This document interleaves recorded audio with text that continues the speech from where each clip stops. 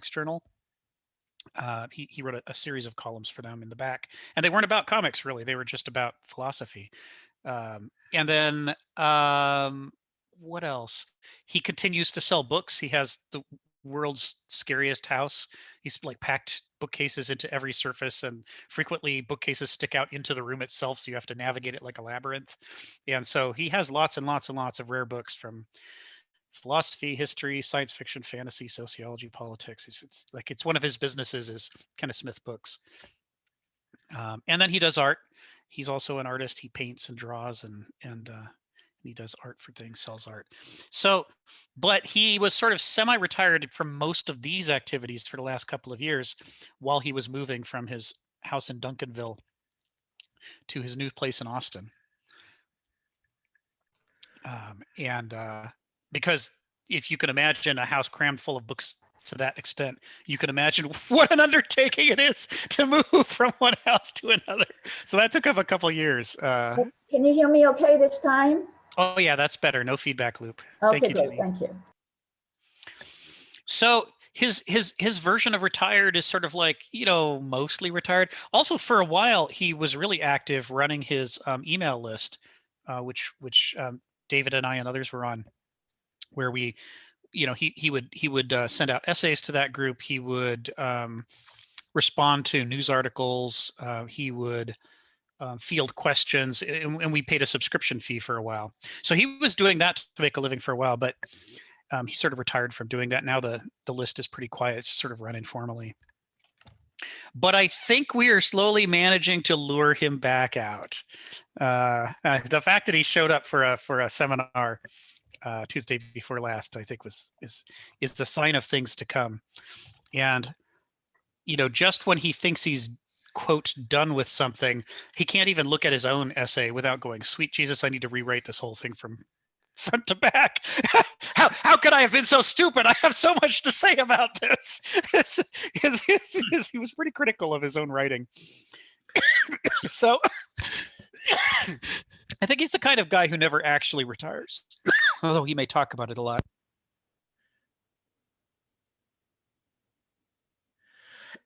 It sounds like kind of my sense, you know, like of the interactions from when he was doing a presentation and stuff, that he can have somewhat of a polarizing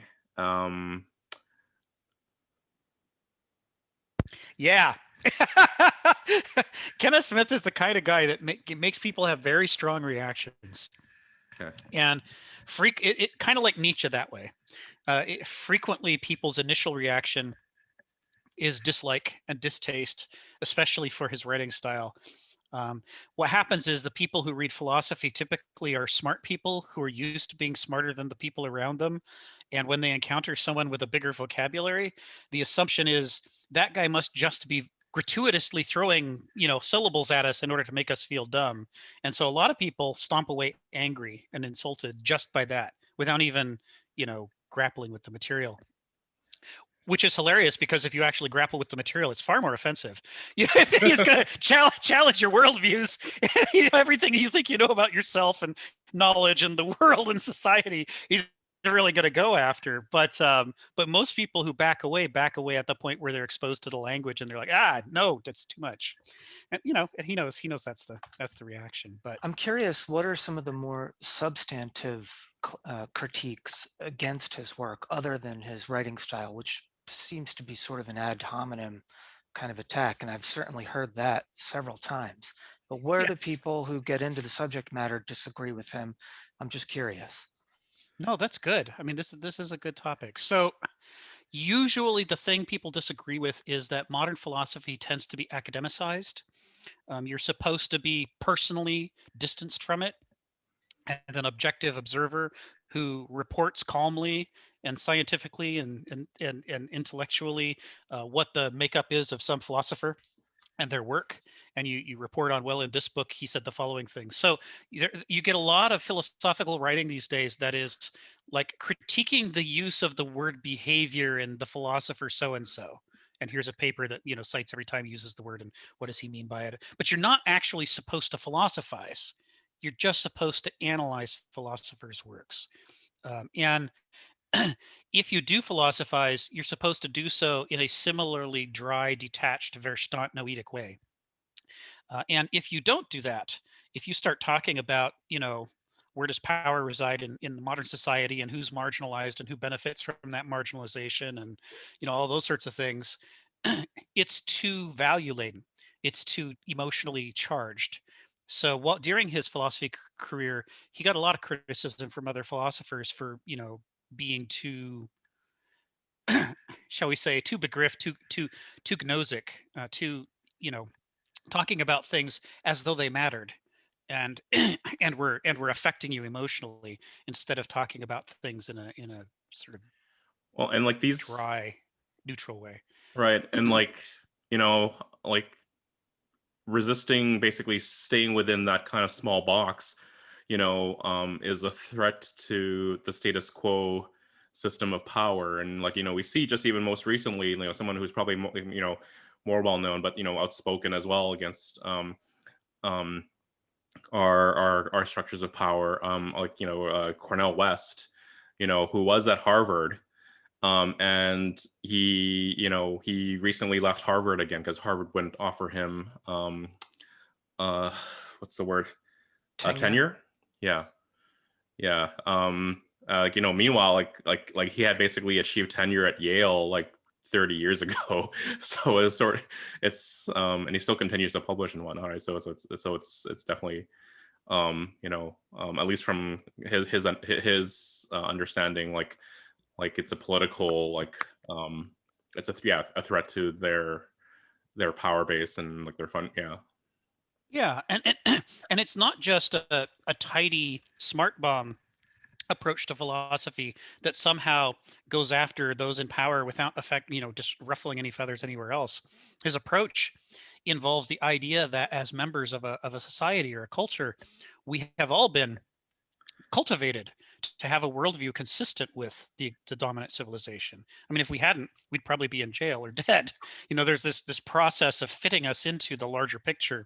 So when the larger picture includes slavery or genocide or warfare or exploitation or ecocide, it means that our basic ways of seeing the world and seeing each other and thinking about things they all have these contaminants that we're not aware of. They have beliefs that we might think are nice and idealized and sophisticated because we've never thought through the ways in which they tie us up into these larger systems of power that are doing horrible things, which means we are contributing to those horrible things, but we just can't see it. It's too roundabout. And one of the things that Kenneth Smith does is he goes right at that. He says, let me show you the ways. Let me show you the ways in which you're responsible for slavery and genocide and ecocide. Even though it's mostly the people in power, let me show you how the things that you think are really cool ideas are actually the very things keeping you enthralled to this larger system of power. People do not like that at all. I mean, at all. People don't want to hear that, the mess in Yemen or Syria, for example, has our fingerprints on it, as well as some other people over there who we can just scapegoat as the bad guys. So what happens is, whatever people's major things are that they fight against in life, the things that are most important to them, that they cherish the most, and say, I'm the person who stands against slavery, for example, like the one commentator who responded on Meetup a week or two ago. They'll read what Kenneth Smith has to say about slavery, which is a lot more sophisticated and nuanced than we're used to seeing, and they'll take away from it that he's pro-slavery. Which is like, uh, you know, in a very complicated roundabout way, if you redefine all the terms, sure, but the slavery that results from, those changes in terminology is so different from anything we have in the world today that to equate the two is basically to lie or to falsify. And I find most of the critiques of Kenneth Smith fall into that kind of a category. They're convincing in isolation if you don't actually read Kenneth Smith, but you just read the critique. It's like, oh, he must be a pragmatist, or oh, he must be a nihilist, or oh, he must be pro-slavery, or pro-fascist. That was the other accusation that came out against him as a result of the Tuesday seminar. But if you've actually read a lot of Kenneth Smith, you'll know he's a fierce antagonist of fascism and slavery and exploitation and all these things.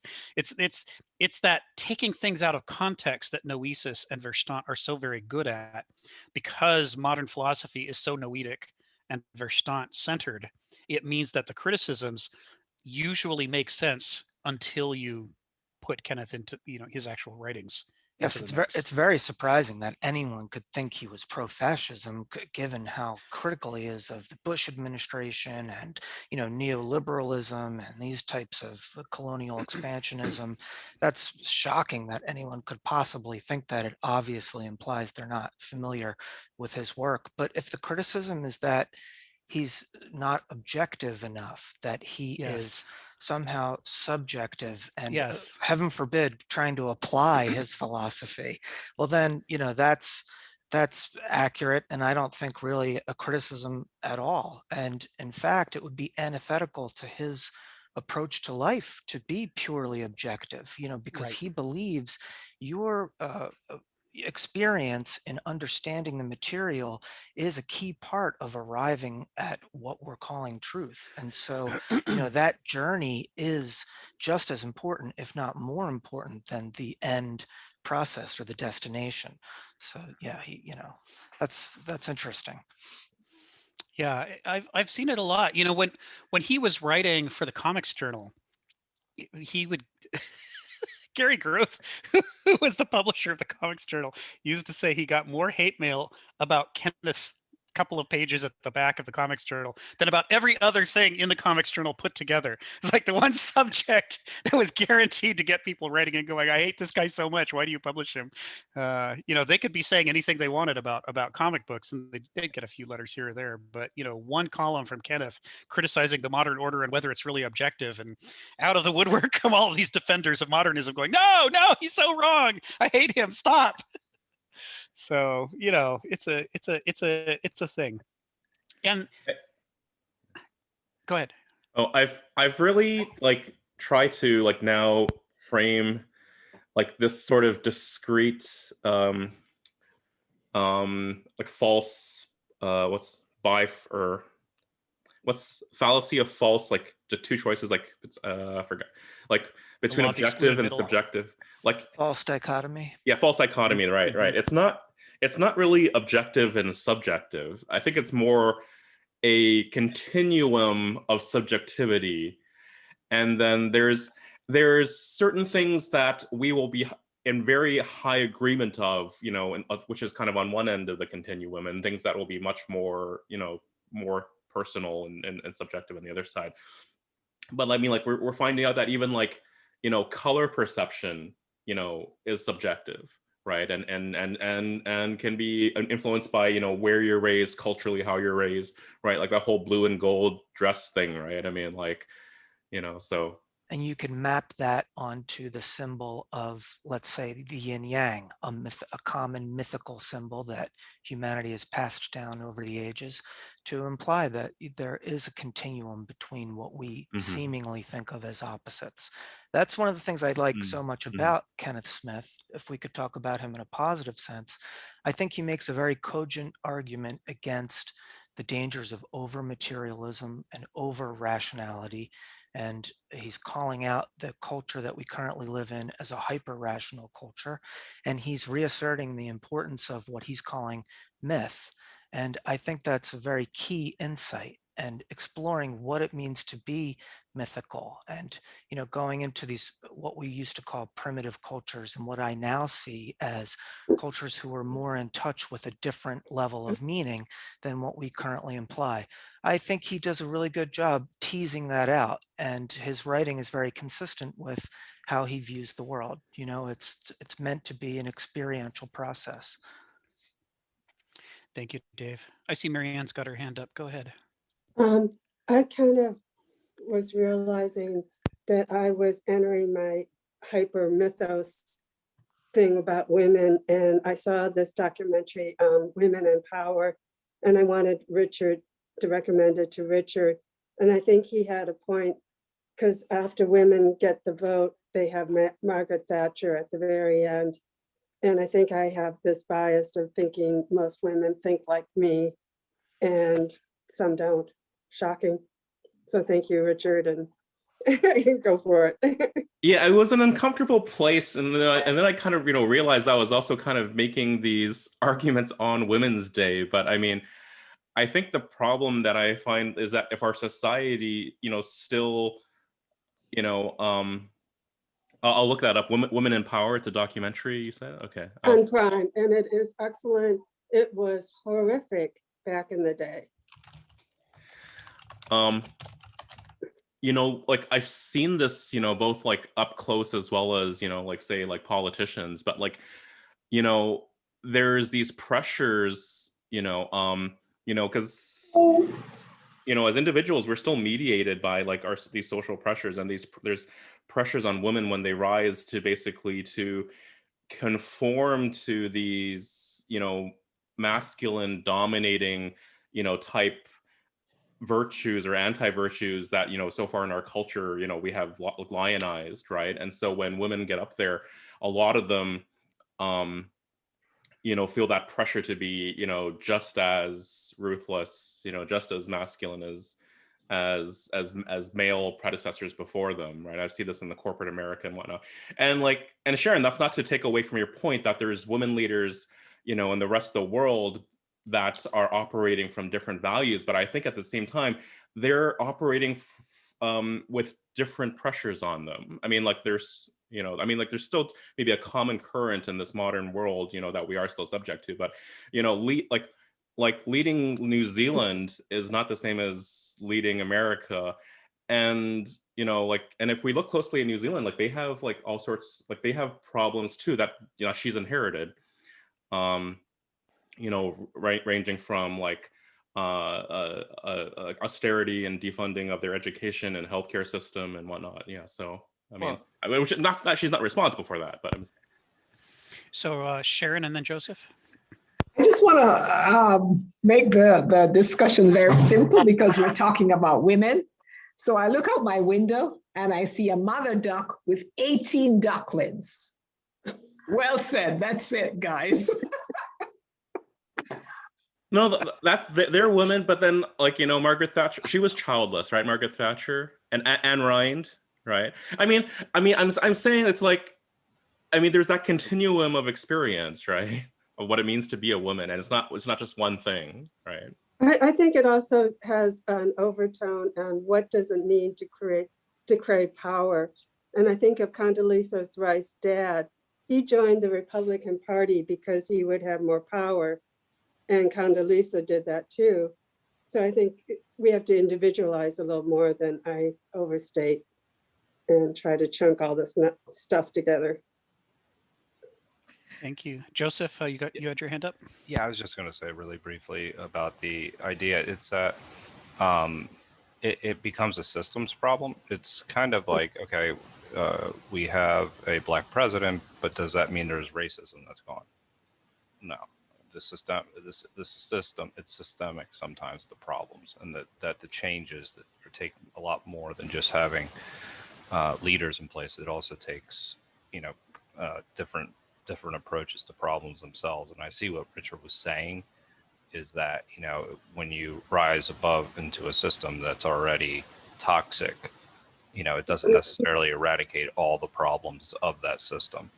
And I think that's the point that was being made. I mean, so so I again, having women leaders helps change that without a doubt. But it is important to be cognizant of the fact that the system itself is still perverted, and therefore, it's harder to make the changes that are necessary to have the impact that we would like. Not to say that things don't change or get better, but it just doesn't happen as quickly as we think. Thank you, Joseph. Sharon? On a more serious note, I want to raise a couple of points. When women get into leadership, they are not individualized, they are grouped together. Can you hear me? Yes, they're not individualized, they are grouped together. And so the expectation, which comes primarily from men, is usually very critical. And women of my age, and this is something I noticed, and I'm going to say this, and it was my experience. When I was a leader, I would pick men to be on my team. Because if I picked women, I didn't get as much done, and there was too much, I don't want to say infighting, too much discord. But as I look at the younger generation, the younger women who've been out there, they've played soccer, they've played team sports, they've had different play activities. I see a change how they lead. And the second thing is women's leadership is dictated by the culture they're in. And so the Prime Minister of New Zealand has different challenges than the Prime Minister of Iceland. And their excellence is hard to come up with a measure for their excellence. Whereas men are more forgiving of their own, but they're harsher on women. Thank you, Sharon. Richard, you've got your hand up. Yes, no, I'm still like processing the like really good points that Sharon made there. I'll guess I'll instead I'll return to a separate kind of side question that I was curious about regarding Kenneth Smith is do you know what Kenneth Smith thought of Alan Moore? Kind of like, just thinking of kind of like, the circles, overlapping circles of like, the comic book world and philosophy. And I think like, the past few months, like having more deeply studied philosophy, like I'm more appreciative of like, I mean, it's fine if Kenneth Smith didn't like Alan Moore or whatnot, but I think Alan Moore also like, like he was very much, like he expounded his philosophy through his works, right? He liked From Hell. He liked From Hell. Okay, thanks. Alan Moore hated most of the movies that like Hollywood basically took his comic books and turned into films, but anyway, so that's a separate thing. Yeah. Well, we could I see that he's written a little bit about Alan Moore under the subjects of V for Vendetta, From Hell, and a few other things, but I'd have to spend a little bit of time with the email thread to dig out what he had to say. Oh yeah. And now I'm curious. So how about I take that away as homework for next week? Yeah, I can definitely see. I mean, like Kenneth Smith, like often rails against Bush, and when V for Vendetta came out, like the Wachowski sisters now, like definitely that was like their film was a response to the Bush years. Yeah, even though Alan Moore didn't write the original material during the Bush years, but I mean, at least when that film came out, it kind of brought into our collective consciousness, like trying to process the trauma like of the war and terror years, which I guess we're still kind of right. Yeah. The question of how Kenneth Smith reacts to various contemporary figures is an interesting one, because that's the thing that David and I can bring to these from the old email list is kind of this. For a while, it was almost like a relentless series of articles and his responses that was shared. It was impossible to keep up for a while because it was quite the fire hose. So there's a lot of stuff in there. And Alan Moore is younger than Kenneth Smith. Yeah. Yeah. Although you'd never know what to look at him with his ginormous beard. So, yeah. So yeah, criticisms of Kenneth Smith. So the result is, what you want in a healthy philosophical community is you actually want philosophers to be critiquing each other trenchantly, to be getting to the point about their strengths and weaknesses so that we can develop as a community. What you kind of don't want is a whole bunch of noise where you've got criticisms that miss the point, where the critic has obviously misunderstood the very thing that they're trying to criticize. That stuff takes up bandwidth and, creates, it's usually is better for heat than light. and puts us in a situation where we're not getting a clear picture of the strengths and weaknesses of the writer in question. Over time, I'm slowly slowly forming my critiques of Kenneth Smith to try to, I don't just want to be a follower or admirer or student. I want to at some point rise to the level that I'm competent to critique him. Yeah, but so far most of my critiques are annoying, piddly little things and not striking to the heart of any matter. But I'll come back to those in a bit. Richard's got his hand up. Go ahead, Richard. Oh yeah, I also did want to like as you were just saying here, like respond to kind of Dave's question about, like if those who kind of seriously read Kenneth Smith, like what is their critique? And I think what we've ended up with, as if we kind of like really see, is that we're in a culture where that kind of activity rarely happens or is not even visible. Yeah. Because like we don't have serious discourse anymore, right? I mean, like for decades now, we've basically become a soundbite, and like from soundbite to tweet to, like these little clips, viral clips, like, so we don't have any serious, discourse. I mean, like if you look back at like public television of like the 60s, and the 50s and 60s, and you see like serious, I mean, even though like every age, has its, like problems of marginalizing certain voices, but like, I mean, you did have serious discourse. I mean, like I'm thinking of the, that you had that round table with like, James Baldwin and like Harry Belafonte, and then like, who else was there? Charlton Heston, like Sidney Poitier, like Marlon Brando, and they're discussing for like 30 minutes, right? Like, yeah, like you don't have like very little. You have very little of that now. It's like, yeah, I'm trying to remember. Was it Gore Vidal and Norman Mailer who had a famous Right. decade-long brouhaha? And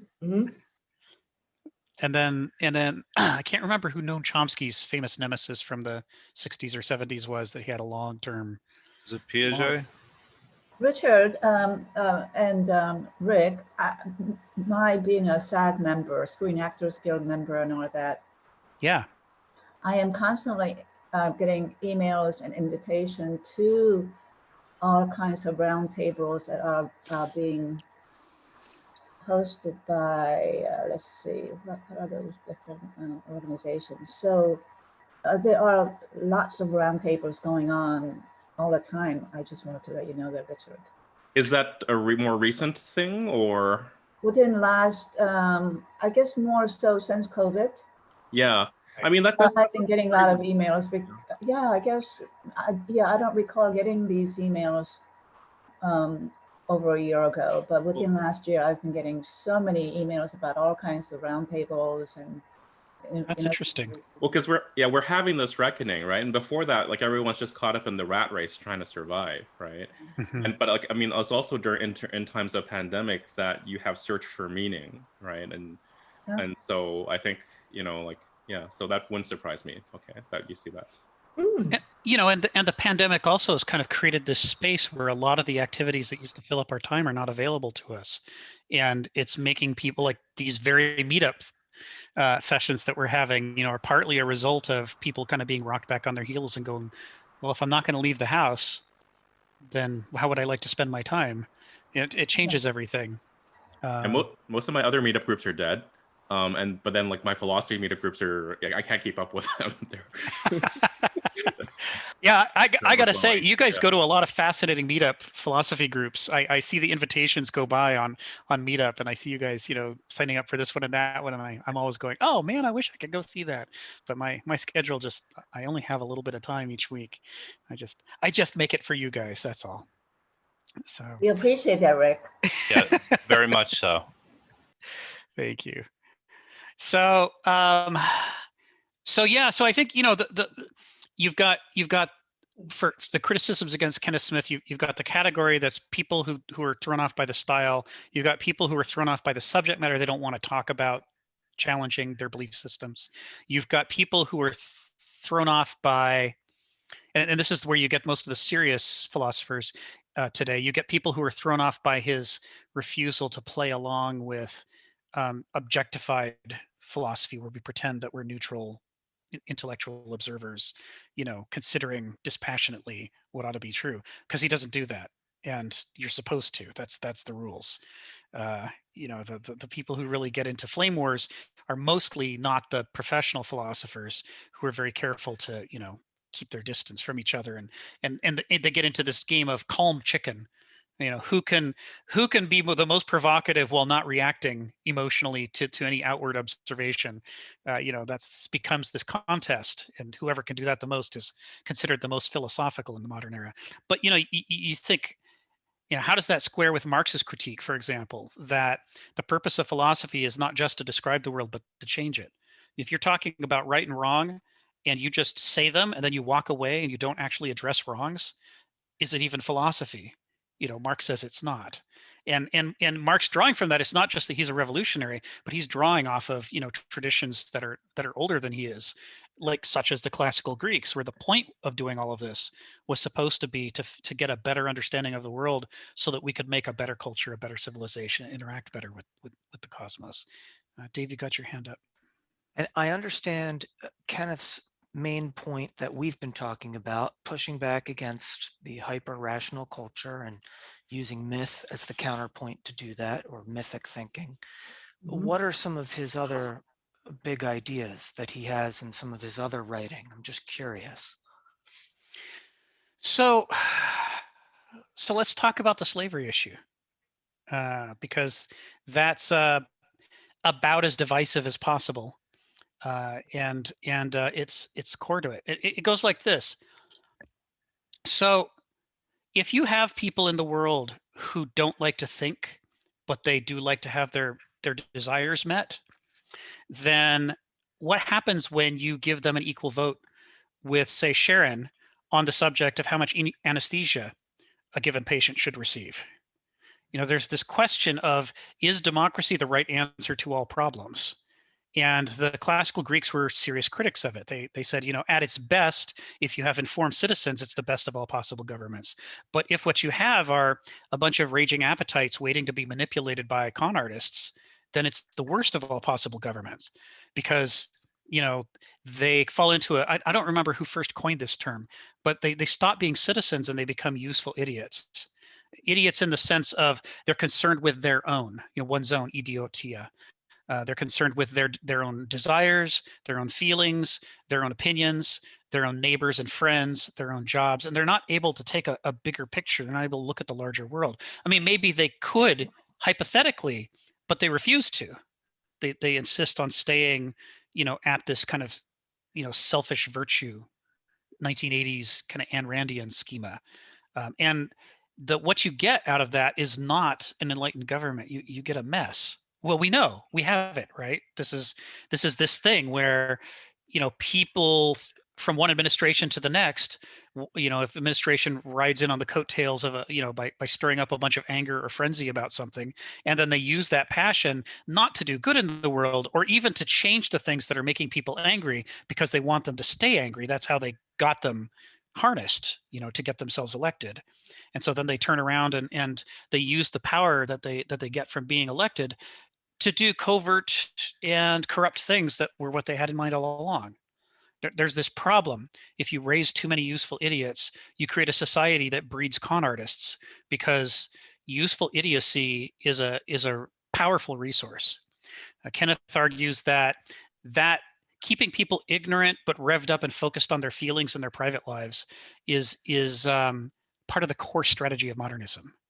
When people talk about capitalism, they talk about, you know, humanism, they talk about other ways to look at the modern world. But Kenneth says one of the core things is this creation of an enormous pool of people who are all given a certain amount of power, but are carefully miseducated and then encouraged to play to their basest desires, and to not focus on politics long enough to understand what's really happening. So he says there's this massive shell game, this con game that's going on, that they call democracy, but it's not actually functioning as a democracy. And this is where you get into his takes on slavery, which his take is, so what do you do? Not to avoid that situation because we're in it, but what do you do when you're already in it? And all kinds of terrible things are happening in the world as a result of this. And, you know, his take is that we have a problem. From a natural perspective, what we want is for people to have more authority that whenever the subject matter relates to their core competencies. The things that they're best at, those are the things you want them to be more in charge of, right? So like if Sharon and I are sitting around a table and someone brings up a question about anesthesia or brings up a question about how to run an anesthesia department and bring in more people and train them up, I don't want to vote. I mean, to be fair, I want to give Sharon my vote because she knows so much more about it than I do that I can't contribute anything useful. No matter how smart I am, no matter how educated I am, no matter how many years I've spent in medical informatics and in hospital environments, I've literally never made a life and death or health decision about these topics. And Sharon does it all the time. You know, it's like, why would I want to shove into that and say, no, me, look, I'm a white guy, I should have a say, right? It's like, no, really, the person who's competent in this area is the person I want making the decision. So long as, you know, they're not corrupt, I want them making the decisions, right? But that's not how our government is structured. So Sharon, you had your hand up. Go ahead. Isn't that what's called political slavery? And I do not know who coined the term. I say it. Even in this pandemic, I am fascinated by people who live or act against their own basic life-threatening situation. Yes. And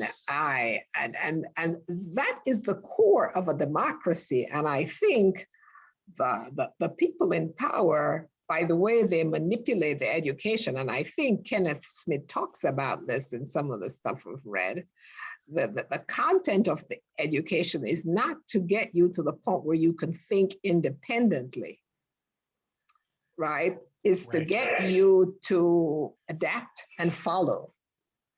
And then they appeal to your basest desires, which are the culture wars.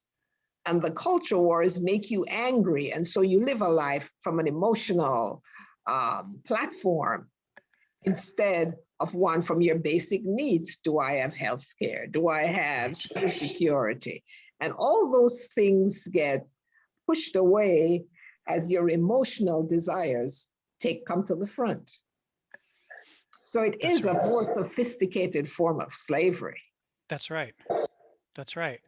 And this is not something Americans really want to hear, that we are currently living in a form of slavery that we don't recognize. We think that we're free. Hell, you know, you go to a ball game and when the national anthem is sung, when the soaring notes in the land of the free, about a quarter to a third of the people in the stadium all scream their heads off. Yay, we're free.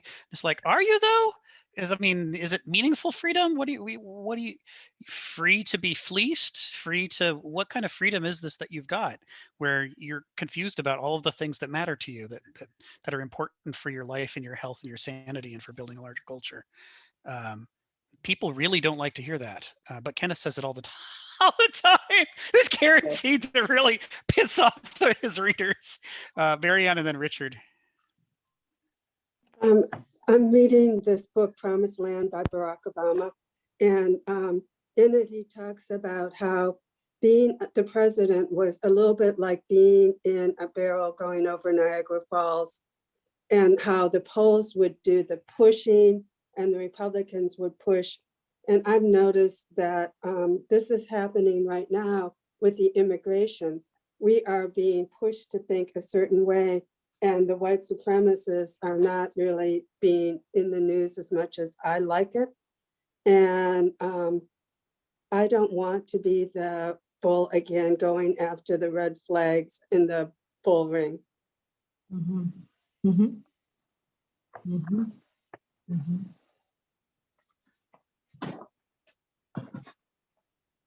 Oh, Rick, your sound is off. Oh, sorry. Thank you for bringing that up, Marianne. You know, it's hard for Americans to hear this too, because we have this kind of neo-feudal understanding of power in politics. We sort of read the president as a kind of king, and we say, well, he's not a tyrannical king. He's a constitutional king. But still, you know, we really focus on who's the president. And when you look at voter turnout on years when it's not a presidential election, it plummets. It's as though we, at some deep emotional level, we really do think the only vote that matters is the president, and because the president is nearly omnipotent or practically omnipotent, that the president can solve whatever problems we have. It shows a really poor understanding of how, like what you were saying, Marianne, the larger system puts all these pressures onto the presidency that profoundly limits what they're actually able to do once they're in office. And of course, that's all by design. Richard, you got your hand up. So just a quick few rapid fire points to respond to what's been said. So like Marianne, if you go back to Adam Curtis's older documentary from 2007, The Trap, which was mentioned last week, I think that one definitely talks about the rise of kind of this focus group driven politics, which I think definitely during Clinton, is sort of a shift from like the focus groups for, like for just consumer products, and then towards the individual and like that whole thread. So like The Trap like really shows that line of thought really beautifully, I think, if I'm not mistaken. It's definitely one of his documentaries. On the idea of like, slavery and the idiote and how, like the kind of the useful idiot. Definitely I can see, and Kenneth Smith quotes from Arendt, like a number of times that his idea of the conception of evil, the banality of evil, of being blind to, the suffering of others, I think, very much coincide. And then also like America, I do agree with you, Rick, like Americans have a very warped idea of freedom. I think like when I hear free, like, people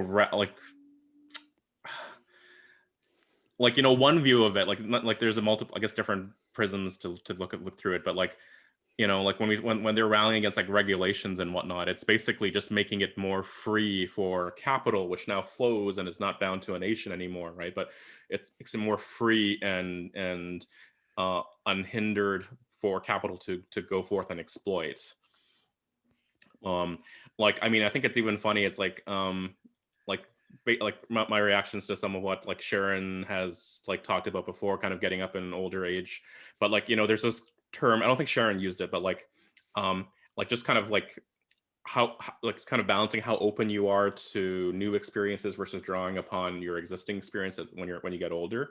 Like just that whole frame, like the wording of it is very stark. It's called like explore or exploit. Right. Mm-hmm. And it's very much a colonialist mindset. Right. And then, like on your point, Rick, of like, oh, let's have everyone vote on how to run a anesthesia department and whatnot. Right. Like, so we see sort of, like America 1.0, like, our former, rulers in the UK, like, still kind of going through their Brexit turmoil. Like, let us remind ourselves that it was not the people who demanded a referendum. It was David Cameron, the conservative PM at the time, who was trying to stave off, an attack from the hard right on his fringes, who called the referendum, thinking that he would win and then use that to bolster, his popularity and his power base. But yeah, anyway, thank you. Thanks, Richard. Sharon, go ahead. Can I just say that the concept of freedom, in the times in which we live now, it's the most bizarre. You will meet someone who will not wear a simple thing like a mask in a crowd. Right. And you say, well, why not? He says, well, this is my freedom. You're impinging on my freedom. And that's the worst use of the word. It's not about freedom. It's about whether or not you want to catch this disease and stay alive or die. So, Richard, I'm trying to support what you're saying. It's just the complete misunderstanding of what freedom is. And then the second thing, freedom also has responsibility. Yes. And I don't think that, I don't know if Kenneth Smith talks about this, but I don't think we as a people understand that.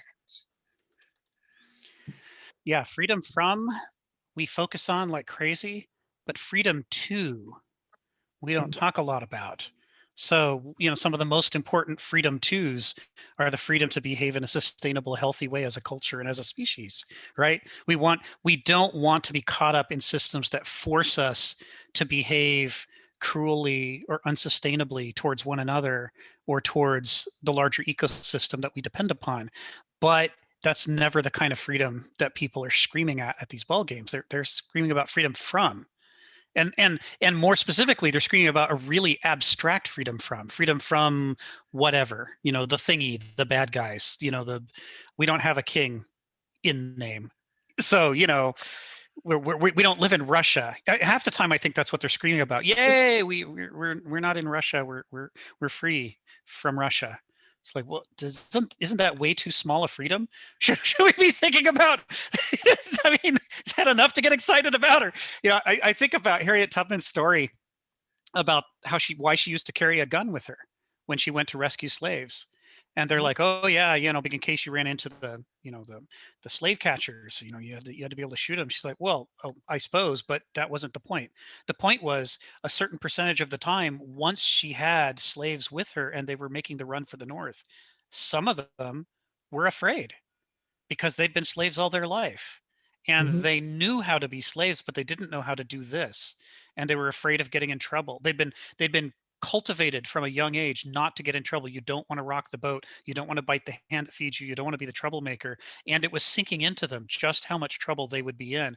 And they're like, well, how about the rest of you go on, but I'll go back, right? And she would all say that's absolutely not going to work because they'll question you and you'll give away where we are and where we're going and how we escaped. And they'd all say, no, I won't. I will totally keep the secret. But she knew that the very fact that they were so desperate to return to slavery showed that they were willing to give up anything for that sense of security or safety. And so she'd draw the gun and point it at them and say, look, from here on out, you're either going to be free or you're going to be dead because it's too much of a risk to the rest of us if you try to go back to being a slave, taking what you've learned about how we escape for freedom with you. Right? She used the gun so that once they'd made the deal and once they started on the road to freedom, they couldn't turn back. And the reason she had to do that is so many people wanted to turn back. And that's a lesson for us in our current circumstances. We think about politics, we think about the responsibilities of pursuing the truth or of questioning power, rocking the boat, putting your income, your home, your family in danger.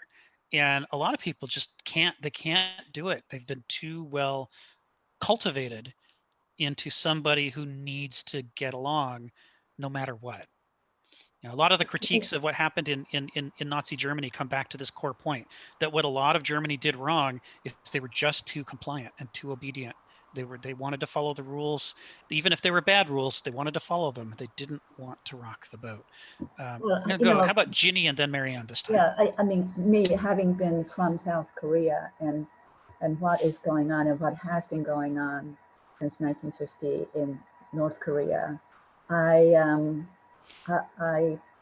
tell you, I'm glad I live in America and not in North Korea, and I take my freedom pretty seriously. I appreciate the freedom that I have, and when you compare yourself to North Koreans, I can't think of another country as isolated and as most. You know what I'm talking about. Yeah, North Korea is a serious mess, no question. It's one of the worst countries in the world. Yeah, thank you, Ginny. Marianne and then Joseph. I totally agree with Jenny that it's horrific in North Korea, and I'm glad she's here.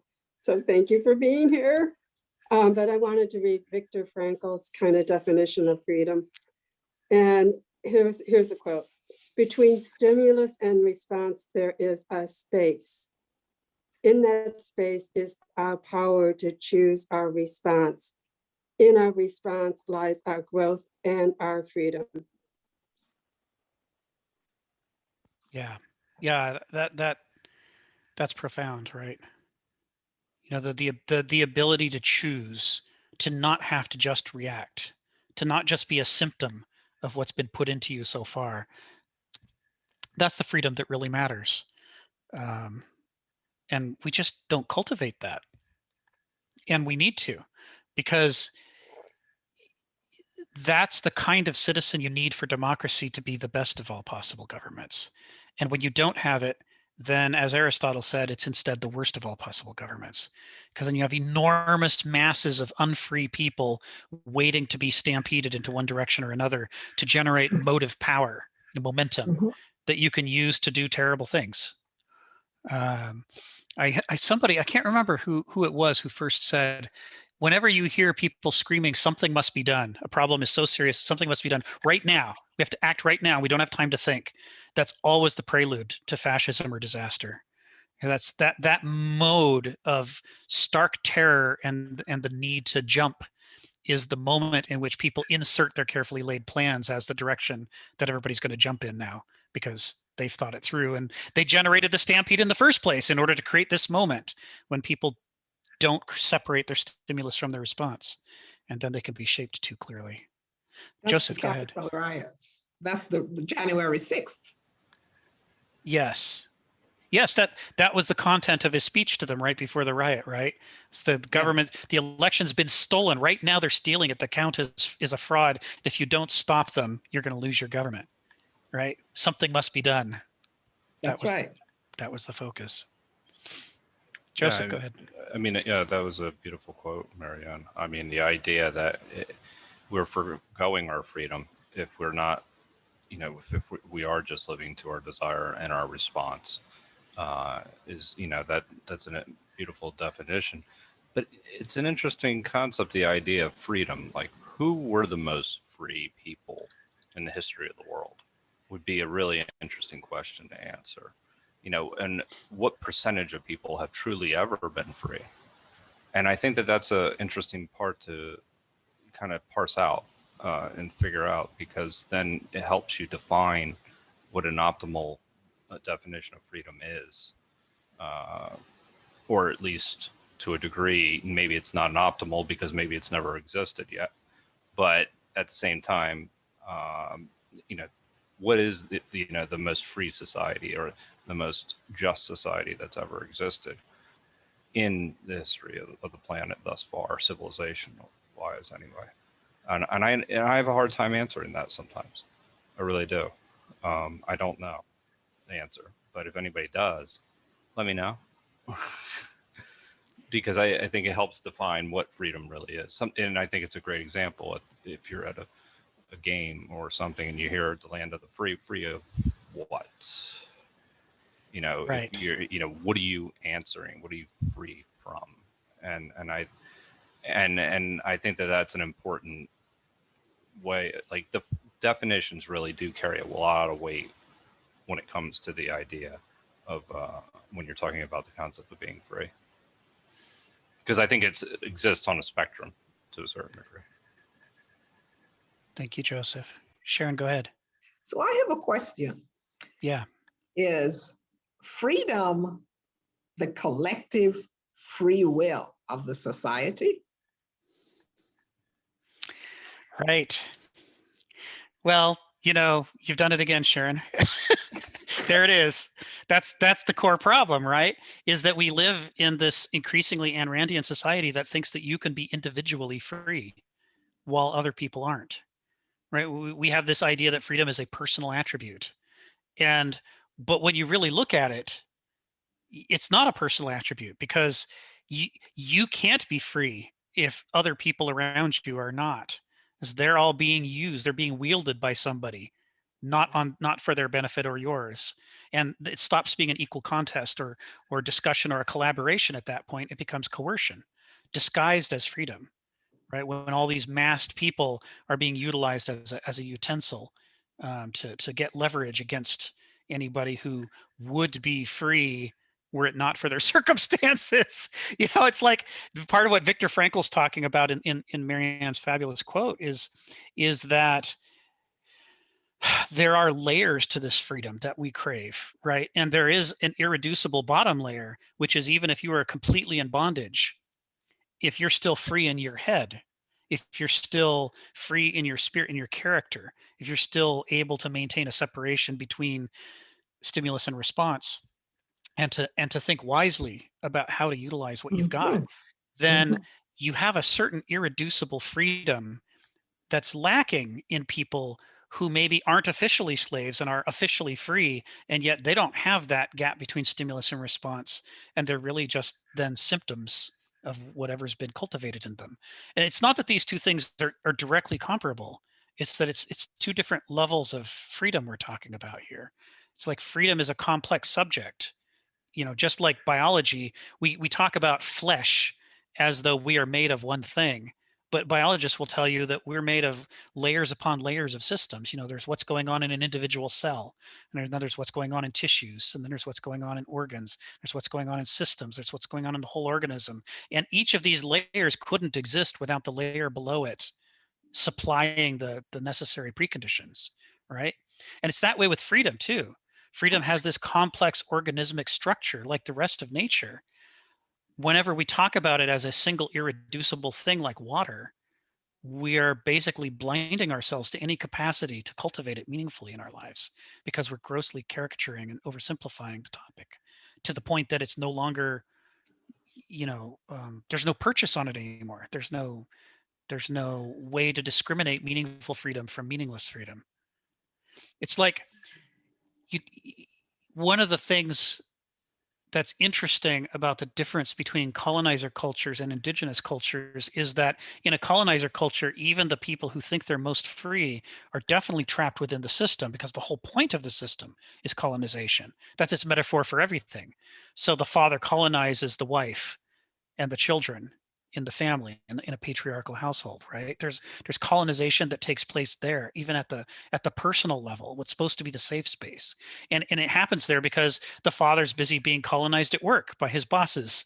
And everybody's subject to these hierarchies and structures that are designed to exploit the people below for the benefit of the people above.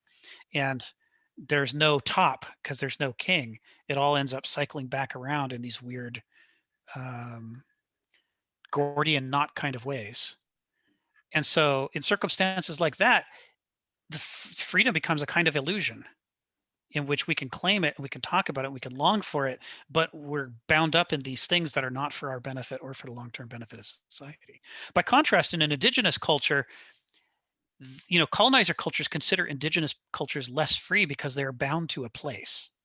They're leashed either to a single place or to their traditional migratory places, the places they pass through. But one way or another, they're leashed to the land.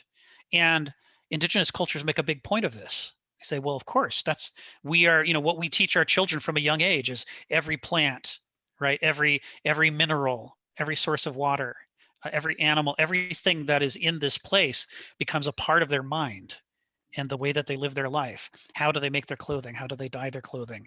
The religious rituals, what do you have to prepare? Where do the ingredients come from? What Interesting. ceremonies do you have to do? There is this way in which they're profoundly leashed to a time and place, but they leash themselves. And the purpose of that leashing is so that they can support themselves sustainably without needing to exploit others. They can actually stay there over thousands of years, growing, changing, evolving, but always bound to that place so that they can be free from the need to do what colonizer cultures have to do, which is to conquer and enslave and exploit, right? The locust doesn't know any other way. The locust has to keep doing what they do because otherwise they starve. They've lost the ability to survive by rooting themselves into a place. So there is the reason I'm going at this at some length is because freedom is a Heraclitean subject.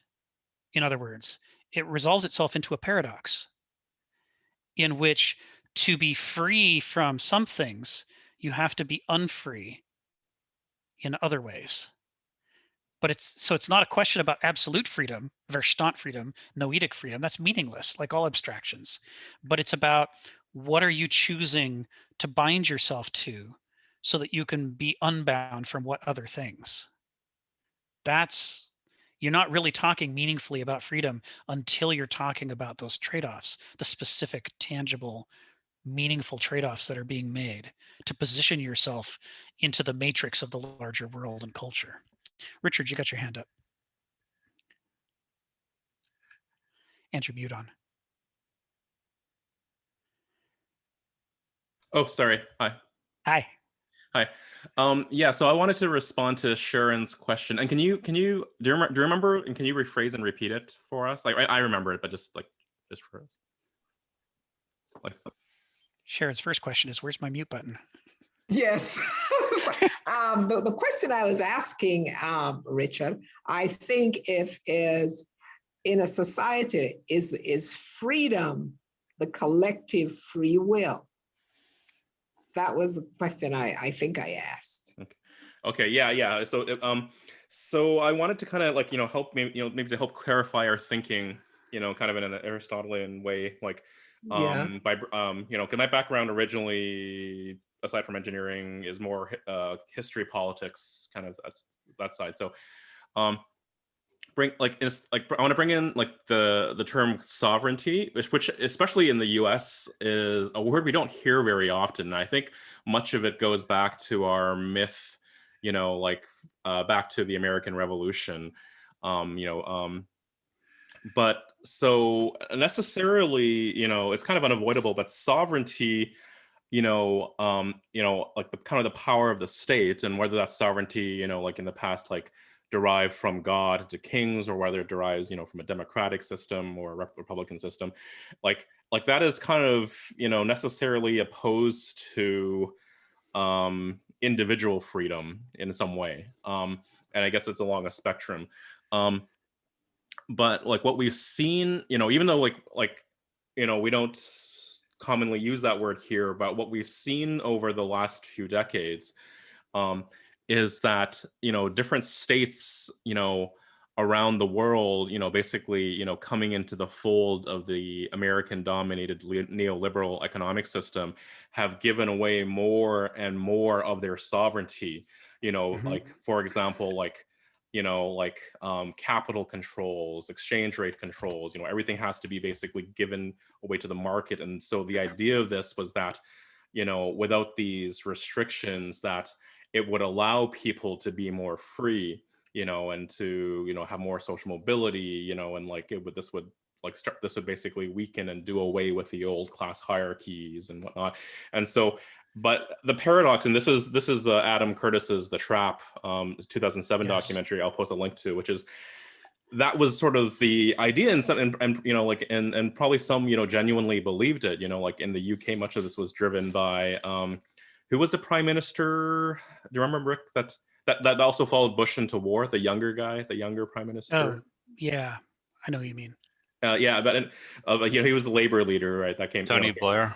Yeah, Tony Blair, right. Tony Blair. Yeah, Yes. yeah. So, it kind of like in the opening of each episode of The Trap is, there's some clips of Tony Blair, and they kind of they kind of restate their central thesis. But I think you would enjoy watching that documentary, Sharon. Yeah. Can you put it in the chat? Yes, I will. I will do so right now. Yeah. Great. Thank you. So Go ahead, Sharon. So yesterday, I watched a meetup, which is run by Washington, D.C. History and Culture, and it was called Enslaved Peoples, Empire of Blood. And it tells the story of from the 1500s, the initial 15, probably a little bit before the 14, the initial conquest of the Europeans of Africa and the Caribbean. Yes. And it was very, very powerful, because what we're talking about here is how they established societies which absolutely took the freedoms, not only from the indigenous people, because they eradicated significant numbers of them, but from the Europeans that they brought with them, the societies that they established with them. And that freedom was in the way they thought. Mm-hmm. If you can impact the way somebody, an individual thinks, because as a man thinketh, so is he, you can impact his free will. And if you impact his free will, then you impact the collective freedom of a society as a whole. And it was just very interesting to watch. The documentary went on for about 3 hours. It's on YouTube now. And it was just interesting to watch from place to place. The second thing is the question of race and domination and lack of freedom still exists in the British system today. And we heard it from Meghan Markle and her newly enlightened husband, Prince Harry. And they talked about that, how racism and the inferiority of people who are non-white is still a central part of that culture. So even though we think we're free, we're still enslaved by that concept. What was the name of this documentary again? You said Empire of... I'm going to tell you, it's called Empire of Blood. Empire of Blood. The Enslaved Series, Empire of Blood. It's on the YouTube, and it was run by a guy called Richard Kellerman. It was a meetup, Washington, D.C., History and Culture. I'm just looking to see if we can find it and put a link in here, because I'm telling you, Sharon, that's my jam. I love this kind of stuff. This is how we get these new perspectives that we need. Yeah, Sharon, if you can go back to the original listing for that meetup and then get the link there and share it for us, that'd be great. Because I think I'm seeing, when I search Empire of Blood on YouTube, I get too many different hits, so it's hard to know which one is the one that you're watching. It's Washington, D.C., History and Culture. Yeah, if you look at Enslaved, oh yeah, subscribe, Washington, D.C., History and Culture. They've done an Enslaved series. Yes, that's the first one of it. And the guy who did it was a guy called Ingerson, and he was a professor emeritus out of Georgetown. It was a well-documented series, and they recorded it. Enslaved Washington, D.C., here it is, 1790 to 2021, right? Yes. So the royal family has responded by appointing a chief, on race to deal with any kind of racial issues in the family there, in the royal family. Seems very much a PR move. Yes. I'm just maybe. Yes, I think so. Yeah, the royal family has some skeletons. You look at what's his name, who abdicated the throne so that George could take it over, and he said he did it out of love, but actually he also really kind of liked the Nazis. That's pretty grim, and you got to think. It says something about, if it doesn't say what the family culture is, it says something about the range of possibilities the family culture allows for. That someone so core to the family could come out of it thinking Nazis are pretty cool. It's like, well, they're bombing your country, but that doesn't seem to have dissuaded you. They've got a Holocaust, but you're still like, well, don't we all? It's like, deal. There's this phrase that's come up over the last 4 years under the previous administration, not a deal breaker, which I think is an incredibly powerful way to analyze people's positions. So people will tell you things like, well, I'm not in favor of genocide. But that's less interesting than, is genocide a deal breaker? Or would other things just more important to you? And if there's some genocide, then, well, that's unfortunate, as opposed to something to be opposed to, blood and bone. This kind of, what is the stretchy range of somebody's morals? What can they be made accepting of? What are they willing to tolerate? It's a really uncomfortable subject. To be fair, though, to be fair to Edward VIII, he abdicated far before it came to military hostilities. So still pretty early. It was kind of in 1936. That's when he abdicated. Yeah. Well, and that's how a lot of people are with their racism and pro-genocide and pro-slavery stuff, is that as long as it doesn't affect them personally, they can tolerate a surprising amount of it. They feel differently if the slaver suddenly turns on them. Now maybe they're willing to fight against it, but most people are at that point. The point at which you actually are personally being inconvenienced is a different point in the moral calculus from the point where only other people are being hurt and you aren't. And I think it's a more interesting test how people respond when they themselves are not personally put out, but somebody else is. Are they willing to stand up for that other person? Yeah, there's a clip and I wanted to send it to you, Rick, because I thought you'd really dig this. From Adam Curtis's The Mayfair set, where one of Adam Curtis's, he's narrating, that like if you're in a position of power and empire, and then vis-a-vis like like Verstand, and you're benefiting like economically through this like systemic exploitation like of the other, like you're able to like power makes stupid. I think like that's what we discussed last week. And like like while he's narrating he's showing kind of like the British are really good at like with pageantry and whatnot, and they have like these like parades and whatnot that's kind of like they're all in costume and whatnot, and so it's sort of that perfect image like that. Yes. Yeah. The idealized sacred moment, that they're able to recreate the visuals for in order to make people feel a certain way, and to forget that just a moment before we were having a discussion about whether what they were doing in such and such a colony was maybe evil. It's like, oh, but look at that crown. There's this way in which some of these ceremonies are used to distract people from kind of what are the core ethical issues. But so this is where you start to get into some of the stuff with Kenneth Smith around slavery that requires some nuance to understand.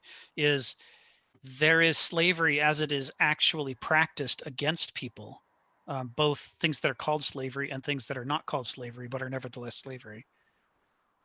And then there is this subject of slavish characters, people who are intrinsically slavish, and they may think they're free and may scream at the top of their lungs, land of the free, but they could very well still be slaves in their character, because they've just never cultivated themselves to be anything but self-interested, self-involved, focused on their own things, not having a big enough perspective to actually wield any freedom.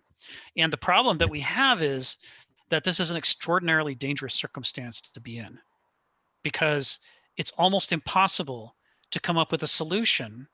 And I'm not talking about a final solution, but it's almost impossible to come up with a sustainable society in which slavish people are cultivated to try to get themselves to grow out of their slavishness so that they can behave like, citizens. When you're living in an exploitative society that loves weaknesses like that and loves to turn it around and instead, harness people like that and use them for political power. If we were ever to give permission, right, to cultivate adults who had not yet achieved competency to manage their own affairs, to try to help them develop that competency, it would immediately be used for the opposite in this, con artist game that we have of a society around us. You know what I mean? It's like if it was not the national religion that we are all created free, even though the guy who wrote it kept slaves and wouldn't let women vote. Setting aside all of the obvious hypocrisy that went into that statement, it is the national religion that we are all created free and we're all equal, whether or not we actually are. And that allows us to get some leverage to fight back against gerrymandering and the closing of polling places and stripping polls, voting polls of the voting rolls of people who ought to be allowed to vote. Close to the polls on Sunday.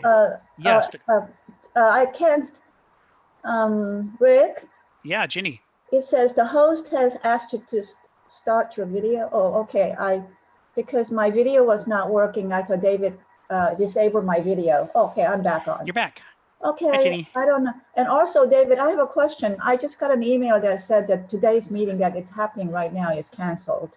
I'm just wondering what's going on. Well, we seem We're to be here. here. Don't bother about it.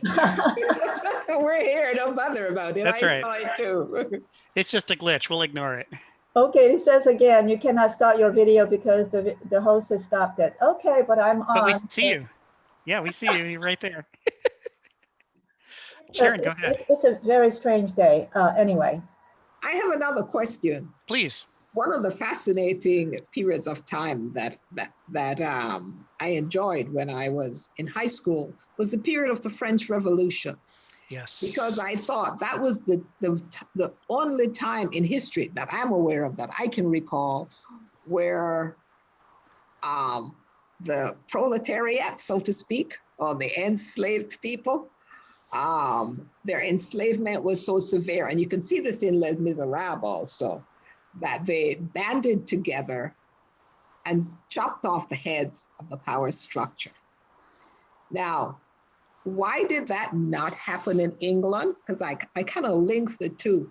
because in England, you had Jeremy Benth and John Stuart Mill at that time, who was influencing the British political structure, Right. how not to design a system which only met their interests. You had to at least meet part of the way the happiness, they called it, of the proletariats. And that's Karl Marx's word, but it works very well here. Yes. Right? And so as a young girl coming up, I thought that's why we never had an English Revolution the way we had the French Revolution. So I want your comment on that. And what the... Do you? Why are you laughing? Well, so I like Haiti as an example. Yes. Haiti's a very interesting example. It too involved a tremendous amount of violence against people in charge who thought that they were omnipotent, just like the French nobility thought they were omnipotent. There is the criticism that's been made of France and how it was that they had to have a violent revolution is that their ruling class was more successful. So they got more of what they wanted and were able to keep more away from the people they were depriving. The difference between the haves and have-nots was so stark that there was no way for the have-nots to sort of trudge along and tell themselves that they could keep doing this. They couldn't. It was just unbearable, and violence was really the only answer. They just had to eliminate the people. Now, when are you talking about this happened in Haiti? So this is both the French Revolution, and then paralleling it is the slave revolt that led to the formation of the country of Haiti. So are we talking about 19th century or 20th century? It is 19th century. Yeah, the Haiti Revolution was 19th century. Yeah, Haiti's 19th century.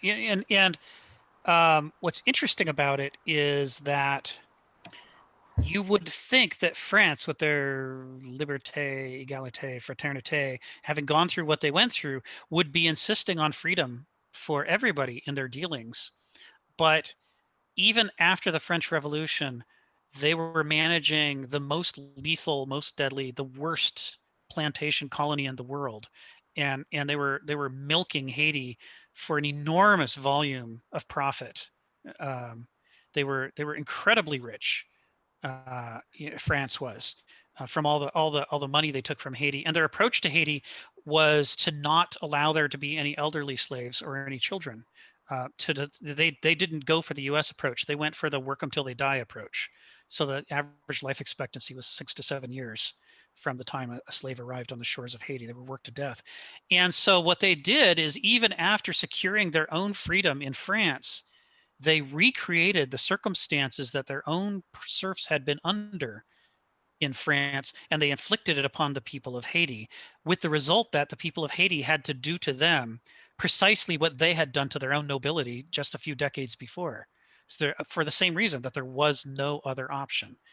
There was no way for a Haitian slave to say, well, it may be bad, but if I just bear up with it, maybe my children will be free. It's like, no, I'm not going to have any children, and I'm never going to be an old man. They're going to work me to death. So it's got to be revolution, right? It is ironic how perfectly the French recreated those hideous circumstances that they themselves had just thrown off, and were doing that to the people of Haiti.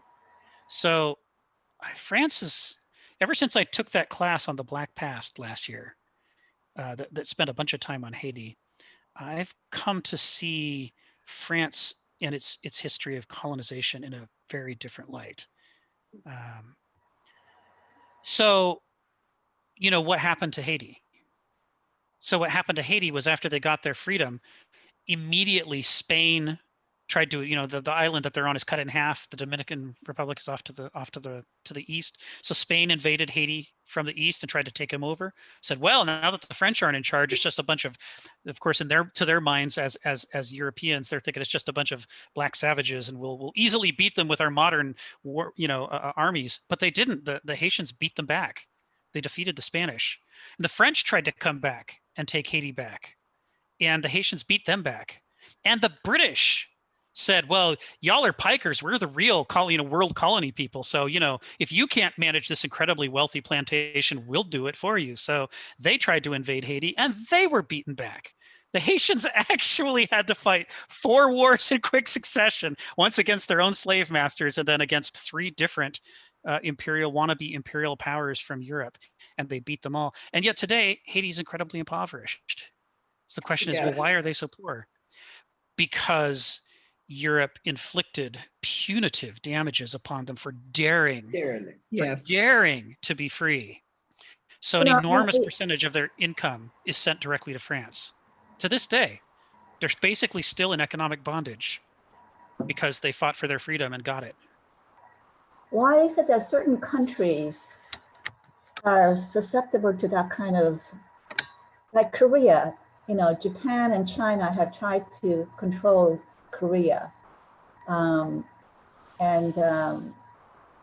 know, we had Japanese occupation, and then during the Korean War, China tried to come down and take over Korea, and of course ended up with North and South Korea and all that. But I'm thinking Korea wanted to just be left alone and live as a independent state, and yet maybe that's the problem. If a country wants to live peacefully, you know, without going after other countries, there'll be plenty of other countries that are just going to come and just take over. And maybe it's human nature of, you know, these aggressive people who, or the aggressive leaders who try and do that, of, you know, one country after another. It's creepy, right? It's And Dave just put it, I think the comment is right in the chat when he said that the problem is this hyper-rational modernist system that we live under, in which everything is constantly being evaluated for what you could exploit it for. And so if some country has recently got their freedom, then every country with a military wants to go in and try to take it from them. Because after all, it's only rational to steal everything for yourself, right? This thing that we associate with Ayn Rand has deeper roots in modernism. It's the beating heart of modernism, going right back scarily enough, to the Renaissance, which we associate with art and enlightenment and all those other things. But the age of Renaissance is also the age of colonization. It's when they went after Africa, right? When Portugal and Spain started their, you know, adventures in Africa, was the birth of the whole modern order. And when you think about some of these countries like Japan, Britain, France, there's, you know, in terms of acreage, they're fairly small countries. And yet over the years, you know, Britain, France, Spain too, just going after one country after another over the years, there's so many times that has happened, right? Yeah, there's a rapaciousness at the heart of modernism. It's just built right in there. So we got a bunch of hands up. I have no idea what order people put them. Yeah, I had mine up first, and I wanted to respond Go to ahead. Ginny to answer her question. Yeah. To which? What? Answer Ginny's question, and then I have my hand up first. Yeah. Okay, sure. So you know, the thing is, this is where we see that issues of race contribute to, but are not the fundamental causes of, this kind of behavior. And racism makes it worse. And racism can be the way that it manifests, but the desire to be rapacious, the desire to take everything you can and to use military power to do it, this colonizer mindset transcends Europe. So Japan is a colonizer country, and they certainly were up until their defeat in World War II. And China has a long history as a colonizer country. And for Korea's position is incredibly unfortunate because it's got, well, then to the north is Russia, right? So Korea is surrounded by 3 serious colonizer countries with, you know, which at one point each had massive militaries, even if Japan's is sort of muted right now by treaty. And so Korea was always going to be in this position once those colonizer countries arose around it. Okay, so I want to know what Richard wanted to tell me. You want to know what? Richard said he wanted to tell me something. Oh, he wanted me to answer you. Oh, he wanted to answer me. He didn't want to jump in line and not get your question answered. He wanted me to take the time to talk to you. Oh no, I do want to answer her, but no, but like, go ahead. Okay. Go ahead, Richard. So this is okay. So I just want to warn people that this might be a little bit jarring. if you're hearing it for the first time, it was for me, but I've had a lot more time to process it. So if we go further back, let's remind ourselves, or learn for the first time, that Japan was in a long period of isolation. It was the U.S. under Commodore Perry. Commodore is a naval rank. It's above captain, below admiral. Commodore Perry led the Perry expedition and took gunboats into Tokyo Bay and forcibly opened Japan up to trade. So often in the West, we learn about economics, and then and then all this time was developed during overlapping with the time of colonialism, but that's sort of siloed away. That's never really mentioned in the economic textbooks. But this is opening up of new markets. Okay. And so Japan, was humiliated, because this military might was thrust upon them, and then now there's these special economic zones like Yokohama, to basically, where Westerners can come in and then establish companies and start the trading. And at the same time, they're seeing what I think it's like the seven great powers, like Western powers, are carving up China. The Great China, which in the past Japan and China have had hostilities, but China kind of their empire under the Manchu Empire, they got decadent, and I guess they settled out for a while, so Japan was isolationist, and so they're now forcibly opened up to the world by the U.S., and then they see how how China is getting carved up. Right. Yes. And so that's a threat to them. And so they don't want that to be forcibly modernized. So they race to modernize and industrialize. Right. Right. And then that starts to, and then at the same time, the West, Philippines, was first under Spain and then went to the US and, after the Spanish War. And, in the Dutch war in Indonesia. And so these Western powers were colonized, all over Asia. And then, when Japan had defeated the Russians, for I think it was around World War I, or that was sort of that was a shock to the system, because an Asian country had defeated a white country in a battle, and then the whole League of Nations that was set up post World War I was set up to disadvantage Japan and the losers of World War I. Japan and Germany could only have certain smaller boats, like warships and whatnot, and then they couldn't get oil and resources. So they started in order to they had to build an empire to counter the threat of imperialism, and then they themselves became the colonizers and imperialists, and also committed atrocities. Right. Right. So the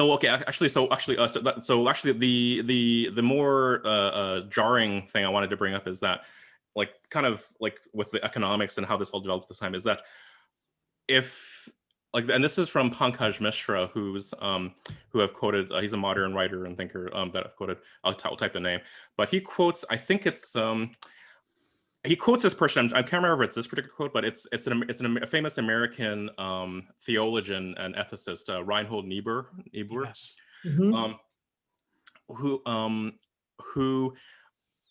enlightens us that in other parts of the world liberalism has, some parts of the world liberalism has a dirty name, because if you think about it, these entrepreneurs, during this time of entrepreneurship and colonialism, this individual, drive, to an entrepreneurial drive, liberalism kind of grew hand in hand with colonialism in the West. And so if you think about it from those who are being on the other side, on the receiving end, who are being colonized and exploited, the word liberalism and all these lofty ideas, behind it is so much hypocrisy, which is, sort of how the much of the world sees the US now. Right. So, yeah, anyway. I don't mean to be rude, Richard, but maybe I am. Is your camera not working? I just wanted to see what you look like. I don't have a camera on this. It's a desktop. It doesn't have a camera built in. Yeah, okay. I just love talking to people and be able to see their face, Oh, okay. Yeah, it's a good being curve. demanding. So to kind of expand on what Richard said, which did more justice to the subject than I did before. One of the things that happens under when cultures are confronted with a colonizer culture, part of what makes a colonizer culture what it is that it creates an excluded middle of range of possibilities. So the possibility of merely being free and independent and not caught up in a larger system with that colonizer culture is impossible. The colonizer culture won't allow it, and you end up being forced into one of two choices. You can either be a colony or you can become a colonizer yourself. And every other possibility is driven out by the behavior of the colonizer. And so that's what happened to Japan. They had certainly a long feudal tradition, and they had done colonization on a small scale. Like they colonized the Ryukyu Islands. Okinawa was not originally Japanese. And they'd moved in and taken it militarily, but they'd restricted themselves. They sort of stayed put until, as Richard points out, we forced them into the position in which it became perfectly clear that we intended to make Japan a colony, and we intended them to be subordinate, and they did not want that, and so they chose the other road that's allowed under a world colonizer culture, which is to become a colonizer themselves. And the thing is, this exactly parallels what happens in families with domestic abuse. When people bully, in bullying culture generally, when people bully, their victims have two choices. They can either be the victim, or they can become stronger and meaner than the bully and become a bully themselves.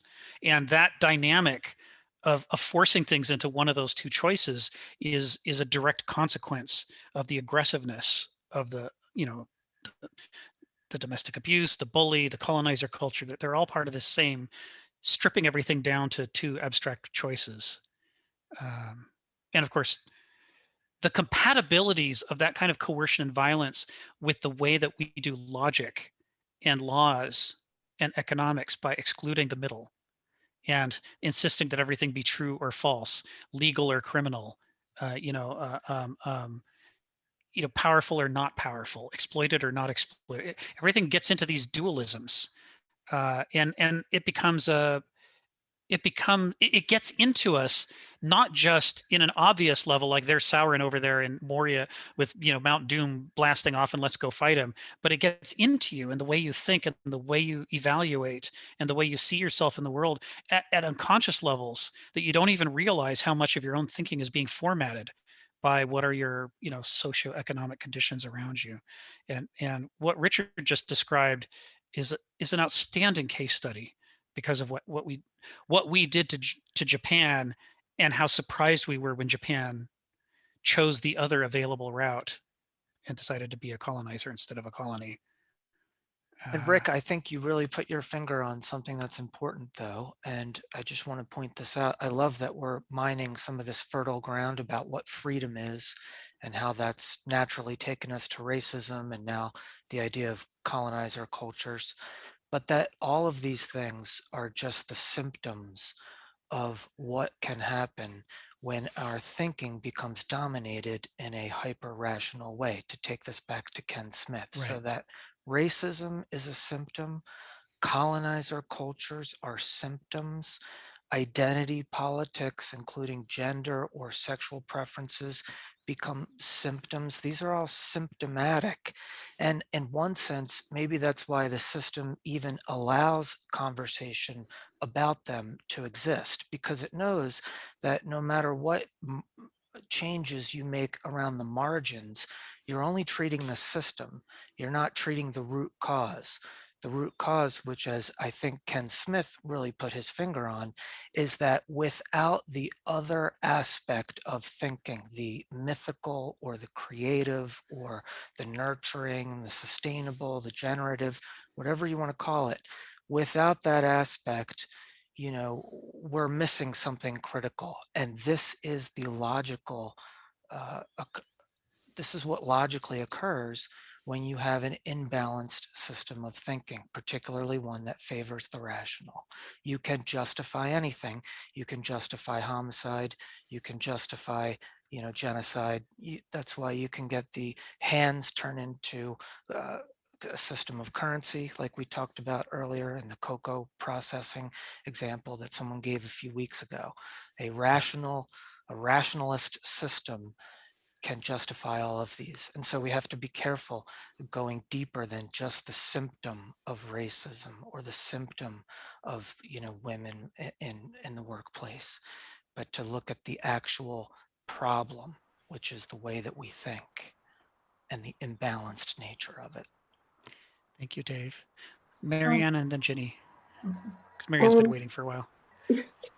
So I was thinking about Stefan, I think it was, when the apes and the bananas, and how we do have the common ancestry in the kind of nature of that group. And then I was thinking about TP, like when the pandemic happened, everybody had to go grab TP, and how the nature of our greed comes. And I've been doing a lot of the ecological kind of like civilization hypothesis. And in that, they talk a lot about the intrahuman. And I think that in our model of our heads, we have to think kind of like heart surgery takes a team. Going to Mars takes a team. We are team players, and we do our best, and we are our best when we're team players. Thank you, Marianne. Well put. Ginny, go ahead. Okay, And then Sharon. so, well, we've been living with people who are colonized, blah, blah, blah. But with this, with internet and everything else that is going on, don't you see a like glimmer of, at some point, somewhere in the future, there will be no need for different countries, different states, but one global world? I mean, do you see like some sort of a glimmer of that anywhere? Does anybody else see it? Oh, that's a big subject. But let me see if Sharon is about to respond to that. Well, Thomas Friedman wrote a book, The World is Flat. I think you're smiling, Ginny. You know that book, right? No, I don't. Thomas Friedman wrote a book, The World is Flat. I think that book's about, I want to say about 10 years ago, right? And what has happened, and the pandemic has shown us the world is flat, right? It's right. Look at the way we're Zooming these. I mean, not in this group, but I go to so many meetings and people are coming in from Australia and Japan. Yeah, exactly. I mean. Yes. Exactly.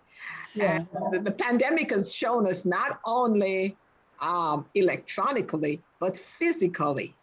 There's so much interaction that is not just up to us to keep the penetrance of that virus down. It's up to the smallest country in Africa or in Asia to keep the penetrance of that virus down, because the more you get infected is the more mutations you have and the more lethal it gets. Right. So the fact that that in this culture, our existence is portrayed as individualism, I think is part of our myth. It is a myth. No man is an island, but that's what I think is significant American mythology. Now, that's one thing. The second thing is, Ginny, and you're asking, why do other cultures capture each other, or what allows one culture to subjugate another culture? And I think this book I read by Jared Diamond, Guns, Germs, and Steel, which is exactly that. And it had to do with the origins of man and how we initially established societies, and explains it very well. And it had to do with the leadership and the armamentarium that the culture had. And that's how the culture got subjugated. It's all up here, the free will and the freedom. One of the things that people will tell me, it's human nature that, you have a leader and then you have a follower. And there are people who want to dominate, and there are other people who don't mind being dominated. And when I look at myself and I think, I don't want to dominate anybody. At the same time, I don't want to be dominated. So why have we lived, over thousands of years where dominant people and then subjugated people, blah, blah, blah. why has that survived for so long? Well, Because I like to think that there are a lot of people out there who don't want to dominate and who don't want to be dominated. Right. Right. Even in this room, I have a feeling that most of you have no interest in dominating and have no interest in being dominated, right? Right. Not so But sure. we are not the dominant culture. We are on the fringes. Right. Yes. That's, yeah. Go ahead, Richard.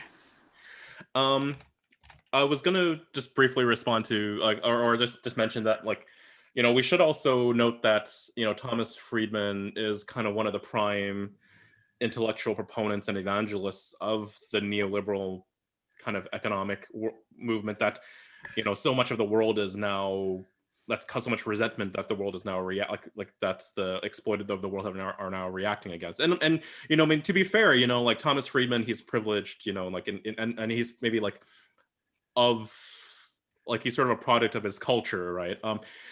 And I guess kind of like vis-a-vis like Hegelian dialectics, like I guess so much the problem is not globalizing and just that the world is getting more connected. The problem is that we're globalizing in that it allows more easily for a process to concentrate power and wealth and benefits for very few at the expense of many others, right? And I think that's the global connection, which is now why we're seeing countries are trying like there's uprisings in countries often backing authoritarian people, trying to decouple from that as a reaction, just like we're getting burned and so we're going to pull our hand away from the heat, right? And we might have to kind of go through some waves of this and before we get to a much better place, maybe, I don't know, beyond our lifetimes, like where we're globalized and there's less exploitation and less moving moving opposite the direction of further and further increasing inequality. Yeah, I've got a metaphor, and it's not fully developed yet. I've been thinking about it for a few decades, but it's just not there yet. But I'll share it anyway because it's relevant here. And that is when you look at the history of the rise of colonizer cultures, what you see is that their explosion in the last three epochs, the ancient, the medieval, and the modern, is different in kind from the way the world used to work before that. It's not that nobody ever fought anybody in the deep depths of time, but that massive conflict at the scale of warfare, whole continents involved, was unknown. Conflict was on a much smaller scale once upon a time, and when conflict stays at a smaller scale, it means that the metastatic impact of a colonizer culture, where it forces the cultures around it to split into victims or victimizers, has a smaller impact. Plenty of indigenous cultures would simply never come into contact with those colonizers, and they could continue for thousands of years evolving and developing in a non-colonizer model. This is something Jared Diamond doesn't talk about in his book because, like Friedman, he's grown up in our culture and he assumes that we represent some kind of norm of human nature. He like most moderns, he can't conceive of the idea that we might be freaks in some way, and that not everybody was like us, or the modern dogma is that they were either all like us or they were primitive versions of us, and those are the only two choices that we sort of extrapolate on. The possibility that we've gone down a path that's not only great in some ways but terrible in others, that it is as much a mistake as it is a success, is unthinkable to a modern. It's like that's outside the range of discourse. But you can see that when you look at the survival along the fringes of Siberia, of various indigenous cultures that most of us have never heard of. There's a group on Facebook called Faces of the World, and there's a Russian who's traveling through Siberia taking photographs of indigenous peoples of Siberia in their traditional costumes and sharing them. Gorgeous photos, I mean, colorful, beautiful, amazing photos of people you've never heard of, speaking languages you've never heard of, still living according to their cultures, more or less, that you've also never heard of, that have been there since time immemorial. And the more you start to look at this, you realize every continent except Europe has these survivals of pre-colonizer culture. The Basques are about as close as Europe can come to somebody who was there before the Romans arrived. But what it sort of underscores is that, you know, if we look at the phenomena of the spread of colonizer cultures and their rise to dominance, especially under modernism, what we can see is that the things that indigenous cultures did better than colonizer cultures are offset by the fact that they, and here's my metaphor for which I apologize because it is just a metaphor, they had no immune system against colonizer cultures, right? This thing that colonizer cultures can do where they force you to polarize into one of two choices makes colonizer culture spread across the world because everything gets reshaped in its image. And if indigenous cultures had had some third response that would allow them to push back against the colonizer culture without becoming either a colonizer themselves or a colony, then colonizer cultures would not have spread all over the world. So I'm not harking for an idealized utopian past by any means, but what I am looking at is that we as heirs to 19th century racist European ideas about evolution and progress assume that the survival of the fittest, that whatever Yes. comes to dominate the world must be good. It must be better. It must have evolved that way. But it isn't, right? Human cultures, human languages, human societies are not organisms, literally. And they are not subject to natural evolution, evolution by natural selection, the way that organisms are. And when we use evolution to describe the rise of colonizer cultures and assert that therefore they are better because they spread everywhere, what we're doing is using a bad metaphor to, pat ourselves on the head and justify all the crimes that we do by saying, well, who could help it? It's a price that had to be paid for progress is how the 19th century would put it, right? And how we put it too often today too. But the alternative way of looking at it is that this is the spread of a viral form of human society that's not sustainable. You can see from the way that it extracts from the natural world without giving back, that it's going to use up the resources that are available. It's going to make its own preconditions for survival go away, right? Which is not something any sustainable culture can afford to do. So this is not actually a better system. This is a mutant strain, and we've got to come up with something better.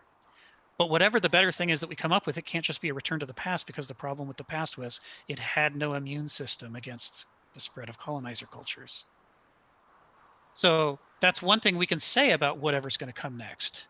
It's got to regain the sustainability strengths that indigenous cultures had, while at the same time having an immune system against the spread of colonizer cultures. Now, we don't know what that looks like, but clearly it would have to have both of those features for humanity to be a going concern.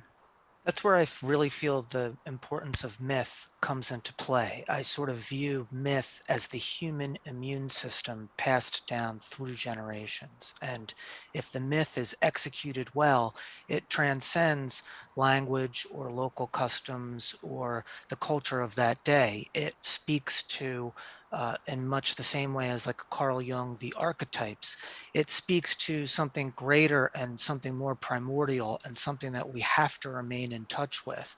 Because if we sever our connection from that, then, we see the result, this hyper-rationalist culture.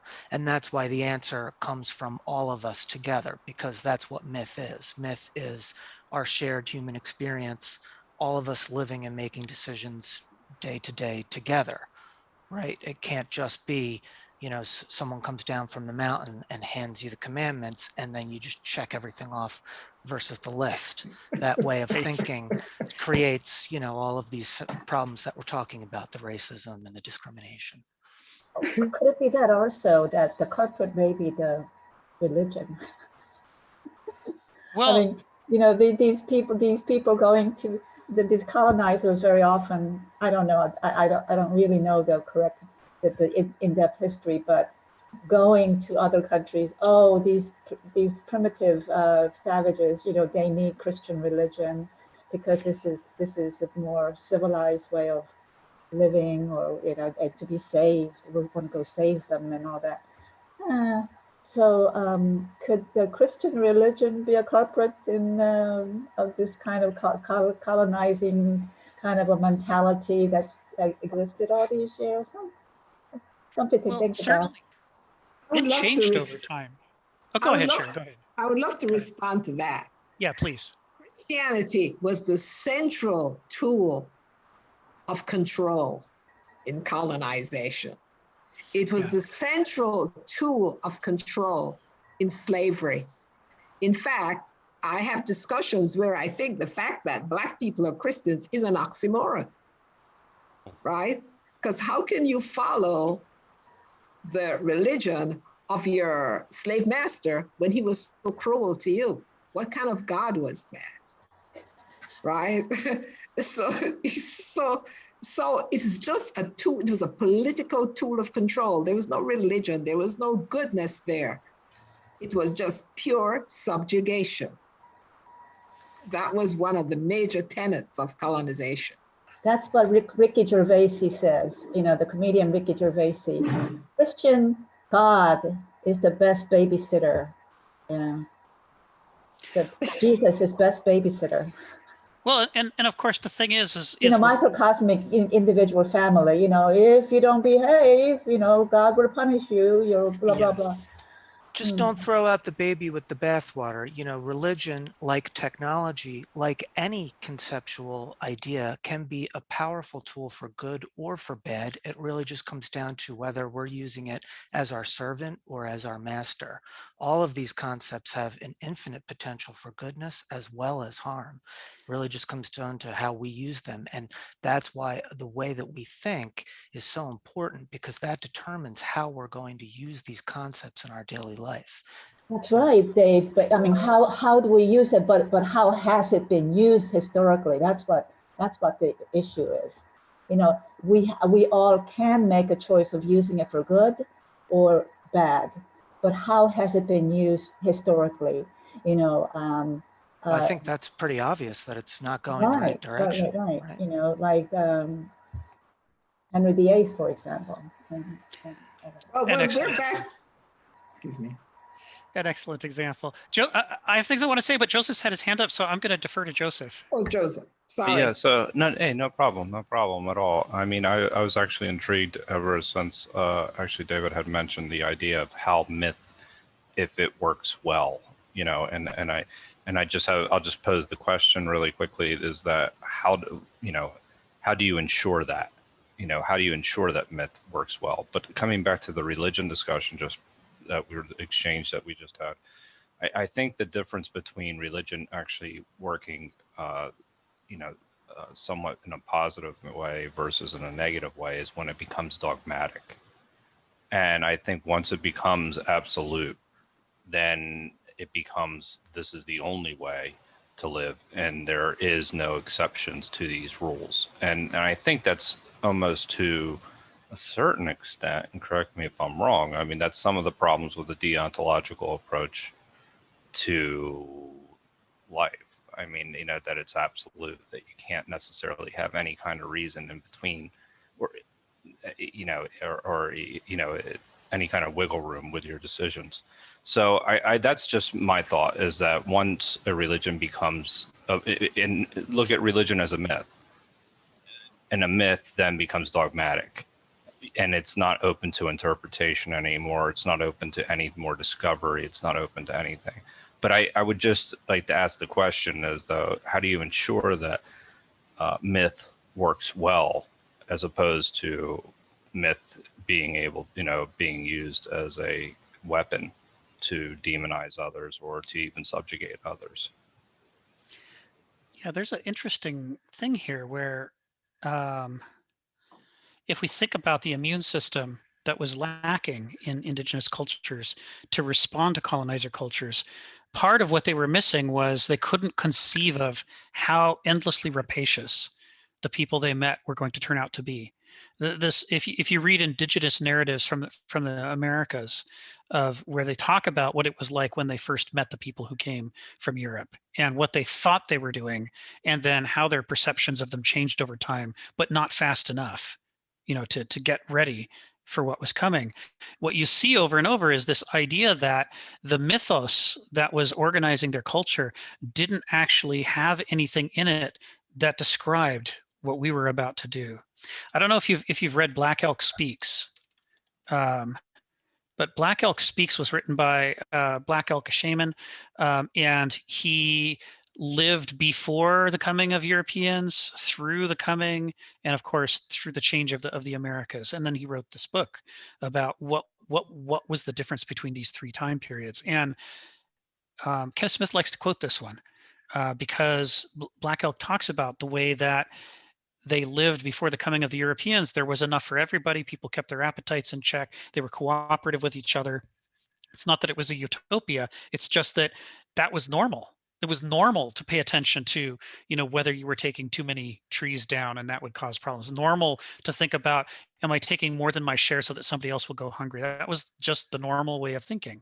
Now we accuse people who say, well, people could live like that of being utopian. Oh, come on, that's not human nature. Humans want to take everything. A society like that could never work. And yet societies like that worked for hundreds of thousands of years, right up until the development of this new innovative, why don't we just take everything for ourselves culture. But the big problem was they couldn't conceive of us. Now, what they should have done upon first contact with us was band together across the entire continent against us immediately. But they allowed their petty squabbles and disagreements to be played off against each other so that they could be divided and then conquered.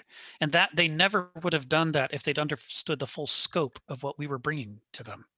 This is what I mean when I say they're sort of lacking an immune system. They couldn't, they had no framework to understand what we were doing. Now, what's interesting is you could run some thought experiments. What would happen if they did have that framework? Suppose they all knew in advance. Suppose there was an oracle, and the oracle came and told them, you will not believe what's coming from across the other ocean. We're going to show you two futures. In future number one, you treat them the way you treat each other, and then you're shocked and surprised and overwhelmed and almost everybody dies. In option number two, you guys all band together and say, go back where you came from, leave us alone.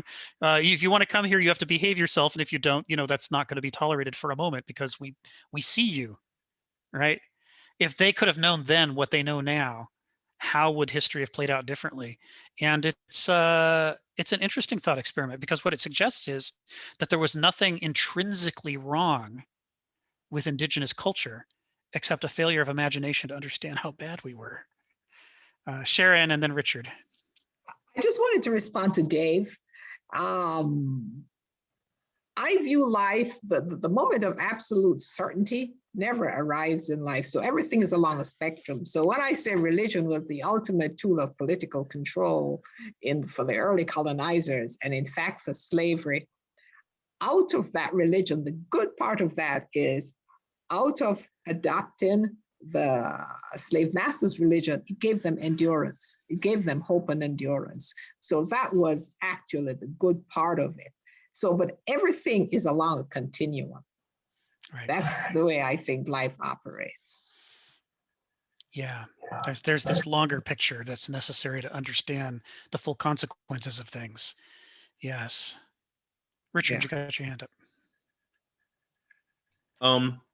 Yeah, I was going to type this in the chat, but since my turn came up, like when you're talking about these indigenous cultures, and I guess we also should understand it's not a complete broad stroke. I mean, so I think right.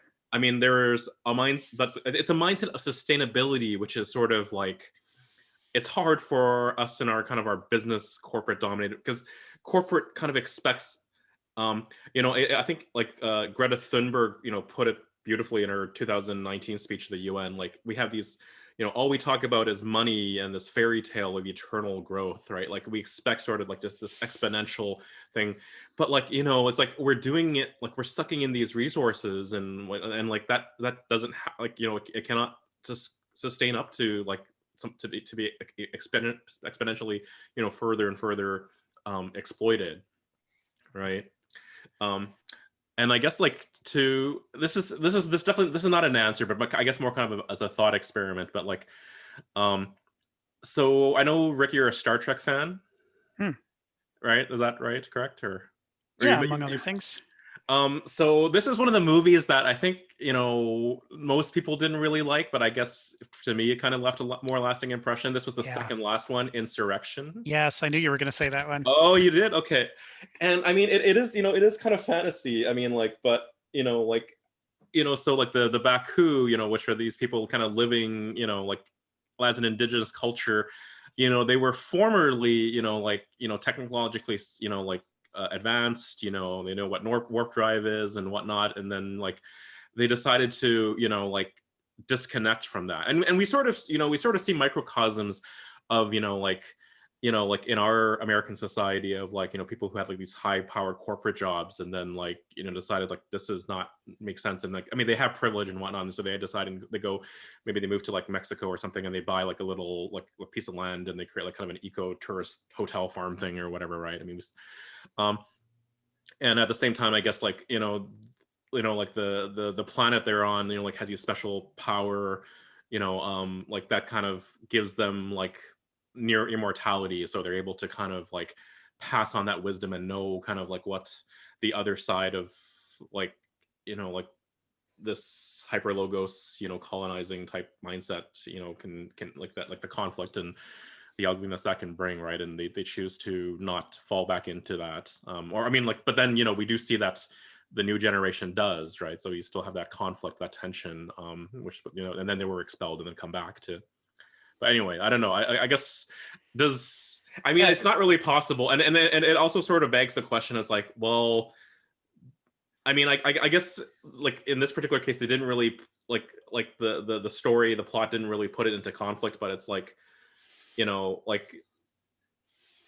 well, what was there before when these new people moved there, right? Which is always sort of we have to conceive of that now, what our country is, right? Because there were people here before, right? So that movie doesn't really deal with that issue, really, right? But anyway.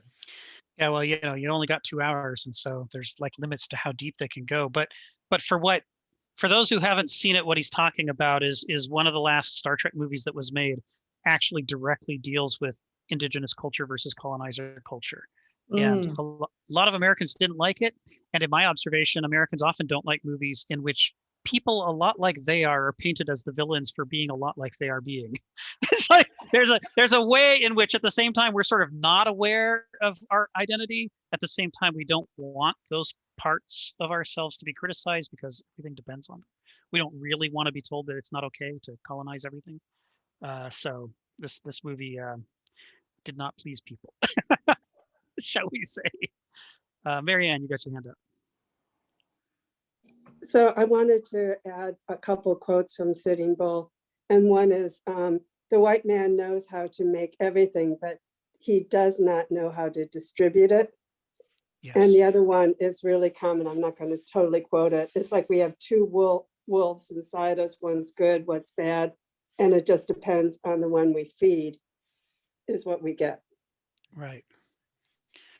Right. And modernism is all predicated upon feeding the limbic system, keeping you constantly worried about, am I going to, have a home? Am I going to be able to pay my medical bills? Am I, going to be able to get my kids an education? There's this constant push to the reptile brain. And so we're systematically feeding the wrong wolf. And it's not surprising that a lot of people then aren't able to think mythically or cooperatively or sustainably under those circumstances. Sharon, go ahead. I want to hear your answer to Joseph's question. How do you ensure that myth works? I have an idea because I thought we saw it in Stop the Steal. It's constant, voluminous repetition to the most vulnerable.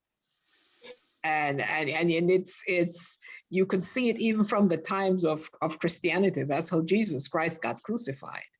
It was just the people repeating, crucify him, even though the power structure said, I don't see anything wrong with it. So that's one of the mechanisms, I think, in which myth works. And so I want to hear your take on that. Is that the question you asked, Joseph? Yeah. So that's anti-myth, using Kenneth's terminology.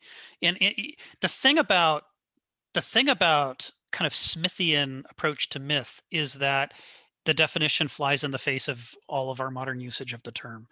But one of the ways to understand a mythos culture is that it is not designed, it evolves. And here's where evolution is the right use of the term. A mythos culture evolves over hundreds of thousands of years. Because the cultures that do the greatest job of embracing a mythic comprehension of the world are the ones that plug human beings into that world the most sensitively, paying the most attention to the things that are required to survive day to day, but also to the possibilities for extreme things that happen rarely, but that you still have to prepare for in order to overcome them. And the reason that it's evolution is that the cultures that didn't do that aren't around anymore, right? They either couldn't survive day to day because they didn't have that part figured out, or they were knocked out by some catastrophe because they didn't have the long-term view of preparation in place. The only indigenous cultures that were still around, 3,000, 4,000 years ago, before the Yamnaya people invaded Europe and started this whole ball rolling, was that the only ones around were the ones that had managed to be here or descend from cultures that had been here for, what's our estimates? 200,000, 300,000 years. And of course, we don't know how much of our own Homo sapiens cultures in the early years were continuities from pre-Homo sapiens cultures that we evolved out of. So we don't really know how far back these go, but we do know that the idea of consciously designing your culture, making decisions about it, writing up a constitution and laws, and then telling everybody to follow them, this is not the way we used to do things for most of our existence. And the reason is, if you do it that way, then you're vulnerable to the limits of imagination of your designers, which is way too constrained. People just can't see far enough. There's this thing, if we break down the either or, intelligent or not intelligent division that moderns, Noetic people particularly, impose upon our perception of the world, then we have to acknowledge the idea that there is intelligence in things that don't have a brain, but that have evolved so that they are compatible and consistent with the larger world around them. Something that has found a balance, a harmony with the complex cosmos and is able to survive for millions of years is behaving intelligently even if it doesn't have a brain. There's this movement afoot to try to raise the status of plants by asserting that they communicate with each other and they are sensitive to the world around them and all of that. We're trying to make it seem like they have a nervous system, and maybe they have something like a nervous system. But I would argue that even if they didn't have any nervous system or anything like it, they still have an intelligence. It's just not a personal intelligence. The evolution, the survival of the fittest, evolution over the millennia, over the eons, has resulted in the creation of organisms whose life cycles are very wise in the way that they are able to survive and reproduce and keep going, eon after eon. You know what I mean? It's like, if you could be a super genius, but if you're making all the wrong choices with your intelligence, you're pretty stupid. It's like we overrate the importance of what's going on in our brains and underrate the importance of how well we're fitted into the larger world. And you don't have to have a brain to be fitted into the larger world.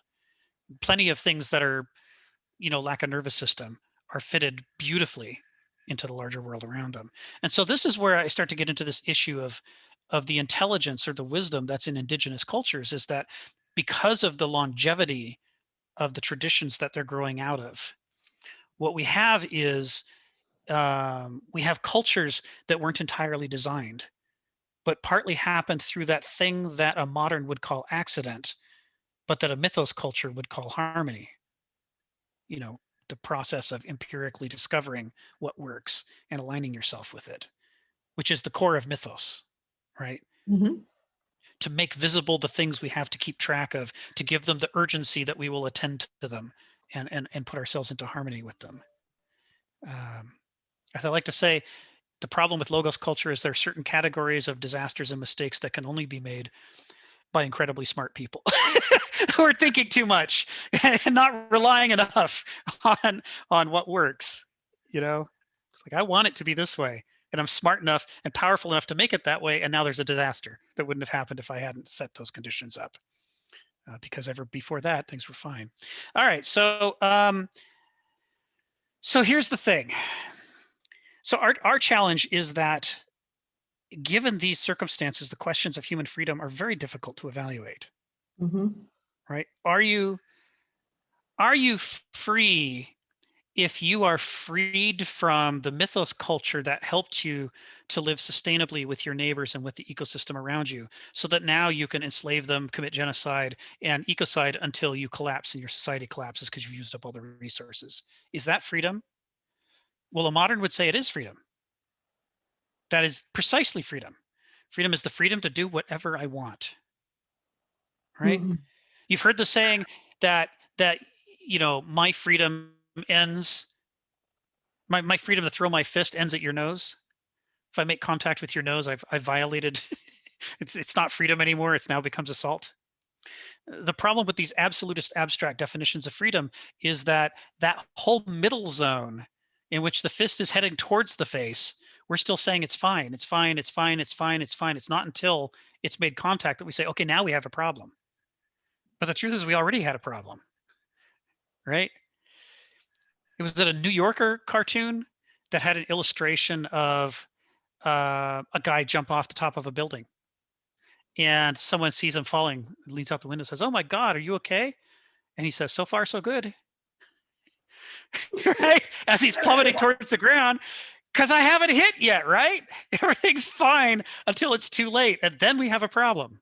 So this sort of definition is a very noetic one, right? We draw a line, and on one side of it, everything's fine. And on the other side of it, things are not fine. And there's literally no space between the two, absolutized poles in which to behave intelligently or sustainably. This is the problem that we get into. That's awesome. I love that cartoon. I saw it when I was a kid and I just can't forget it. The smile on the guy's face as he's plummeting by going, yeah, everything's great. It's like, oh no. So freedom. So our problem is, how do you design a government to maximize freedom in circumstances in which most people aren't free regardless of whether they're in shackles? That's what we have now. And as you Right. point out, how about the hubris of even contemplating a type of freedom that can be purely personal, right? Because as we're talking about, it's a concept that involves everything and all of us working together. That's why I type in the chat interdependent origination. So Yes. yeah, and that's purely our own, rational culture that really promotes this concept. And let's be honest, it's very profitable. If you can turn everyone into an individual atomized consumer, you can sell that many more products and you can get them to pay for services that used to be free in our communal living that now we've cut ourselves off of voluntarily. So it's encouraged that we think of this anti-myth that freedom could be something purely personal instead of the collective concept of freedom. Yeah, that was why I was so excited when Sharon said that question earlier in this call about, to what extent is it about our collective free will? It's like, if we have not cultivated our characters collectively in order to be able to choose wisely, is it possible to have personal freedom? So we're all bound up in this thing when enormous numbers of people are trying to rip it to pieces. Richard and then Sharon. So I think this is kind of a really perfect time to kind of bring in a concept from another philosopher I've been studying deeply the last few months, Rene Girard, who coins the idea interdivisuality, in that the idea of a perfectly autonomous individual is a myth, really. Yes. In many ways. I mean, or an anti-myth. Yes. Yes, that we are interdividual, not individual. That's a good point. I really like that, Richard. Tell me the name of the philosopher, Girard. It's typed in there. It's Rene Girard. Things, because I believe that we have such a misconstruction, if that's a word, about freedom. A society is only really free if its moving parts, the people themselves, have freedom of thought and mind. And by freedom, I mean the ability to think critically. That's why I asked if individual free will eventually becomes the collective freedom, because I don't know. You could tell me if any philosophers have talked about this, but it's something that I've always been fascinated by. Political philosophy aims to control the minds of people, but your mind can only be controlled if you are not the one to control its boundaries, to maintain its boundaries. Mm-hmm. Mm-hmm. I mean, like another kind of conflict, and then sort of as, one way of like, okay, when the shoe's on the other foot, like we believe in this freedom, but then we in our foreign policy, it's very much, we're told that, we're trying to spread the idea of freedom, that there's a social, kind of a viral, mimetic, nature of it, and we'll sow freedom, and we'll cause these countries to rise up, right? Like, Yes. But then now, when on the other side, when when our structures of power kind of become targets of the same phenomenon, right? Then it's so foreign to us, right? Yes. Yes. This is Kenneth Smith's got a line about this, about ideals versus virtues, and how confused we are about values and what are and aren't values. And he says, virtues, you have to live them. You have to actually do them. They have to be core to your character, and you have to be trying to, bring them out in the world through your choices to become a virtuoso, an exemplar of the virtue. And anything less than that, and it's not a virtue, it's something else, something quite different. And at the far end of the spectrum from a virtue is an ideal. And an ideal is something that you don't actually do, but it's very useful to you to be able to say that you do, and that you say that you care about it whenever, you have some political advantage to be gained. And so you see the US frequently get into a situation where we will talk about how much we love human rights, and that's why we're getting, intervening in a country to protect human rights at exactly the time when what we're doing is training death squads there to kill people and abuse human rights. But we don't say it because it's not pragmatically useful to admit that, we're there to prop up the profits of this corporation or that corporation, Anaconda Copper in Chile in the 70s, for example. So instead we say, well, we're not there to rob them blind and make sure that we make a lot of money off the copper that's in the ground. We're there for freedom. We want them to have freedom of speech. For example, freedom to say, let's kill all of these union organizers. There's this deep corruption and hypocrisy that's involved when a virtue rots down to the level of being an ideal, where it's just like a flag you wave, like the red flag, right? We were talking about earlier, right? You wave it just to distract people from whatever's really at stake. Sharon, go ahead. The time in my lifetime when I think as a country I saw freedom run amok was with George Bush Jr.'s invasion of Iraq. Because what we took what I thought was a fairly stable society, and to this day, the society pre-war, the society now is not as good as it was pre-war, because we try to impose our ideals of freedom. And that's another part of the myth that I think is part of our culture. I don't think we understand that the things that we idolize are not universal values, universal in the fact that it may not work for another culture. It may not be efficacious for another culture. And we saw that in the Iraq War. Saddam Hussein was a dictator for a reason. He controlled the Sunnis and the Shias. And once we took him away, it was just perfect mayhem. He was not good. I'm not saying he was not good, but he was the controlling factor in a terrible situation.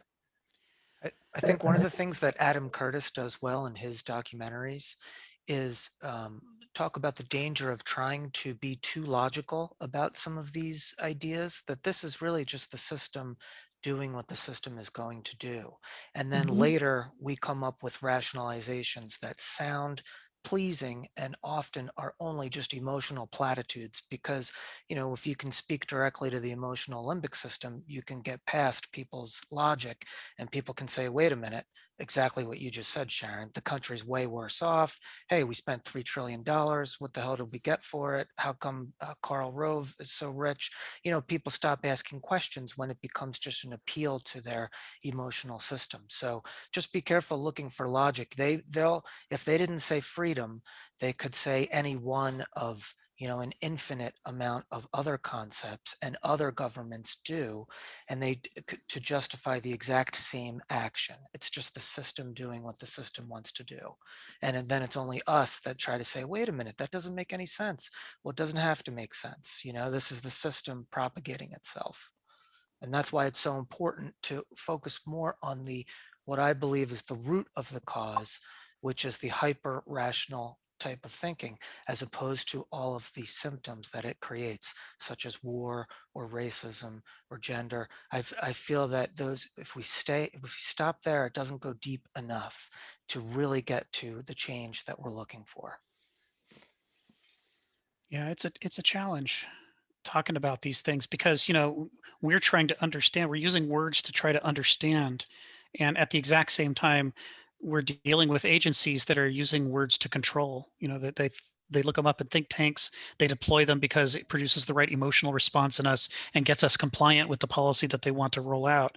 And, you know, we find ourselves trying to engage with them as though they mean what they say when they talk about freedom and human rights and how we're protecting them, when actually it's not a debate at all. They're not, you know, I mean, we're debating, but that's what they want us to do. They want us debating while they, you know, roll out the tanks and build the new pipeline that they had planned. It's like the project for the new American century was developed by think tanks in the 80s and 90s for how were we going to make the 21st century be led by America to the extent that the 20th century was, when all the indicators were suggesting it wasn't going to work. And so they had a bunch of think tanks think up, well, if the Soviet Union has fallen and we can't scare people with communism anymore, how are we going to get people to agree to give up, you know, their comforts and their rights in order to remain a military power that's able to dominate other countries? And so they came up with a new model of terrorism. They said, well, maybe we can scare people with people who hate freedom and just want everyone to be afraid and are just violent. And they decided that would be their model. They were trying it out under the first Bush administration and rolling it out. And they wrote up papers about it.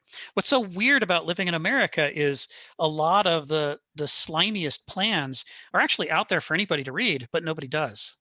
You can have papers out there like the description of PNAC that tell you exactly what they were planning to do, but they can be sure that the newspapers aren't going to talk about it, and then nobody else will either. And so we all find ourselves surprised by what seemed to us to be these big lurches or changes in foreign policy, when if we'd only seen the papers that are out there where they said what they planned to do, we could see 10 years in advance that this was coming. I remember an example, I can't remember which international diplomat it was, who after the Iraq war broke out, the second round, you know, the one under Bush Jr., he testified that during the Clinton administration, he'd been at a national conference, a leadership conference, where a paper was floating around saying that they needed a pretext to invade Iraq, because if they could invade Iraq and Afghanistan, then they could back this big pipeline project they wanted to run. That would have brought, you know, enormous amounts of petroleum through those territories. But the problem was that Americans wouldn't do it because, you know, we didn't want a gratuitous war. So they said, we need some pretext for this. And he said they were all openly discussing it. All these diplomats were talking about it. It made it into the international press. It was in the Guardian, but here it just wasn't covered. And so we were all surprised when 9/11 happened. And maybe the Bush administration, maybe the Bush administration was surprised too. I don't know. But what I do know is the moment it happened, the reason there was a massive realignment of policy is that they already had the papers and were trying to figure out, well, when can we start doing this? It was like, this is our opportunity right now. Now we can do it. So just kind of pouncing. So Rick, where were you when this was happening right before the Iraq war? You who read everything and you were probably only a toddler probably when this happened, right? So they needed you. No, I'm in my 50s. I was I remember when it happened. I must have been one of the only Americans not surprised. And I was like everybody else. I was like, oh my God, Saddam Hussein, that evil person. I'm so glad he's down, you know. And I had no idea this kind of things was going on This is that just totally gets to what, totally enlightening new information for me.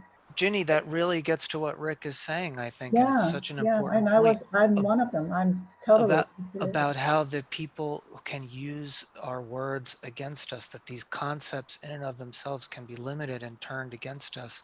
It's the same thing that happens with the economy. You know, whenever we run into a speed bump, they bail out the entire economy. Meanwhile, you know, every other day it's the free market, free market, free market, until it's time for a huge bailout, which is not what the free market is all about.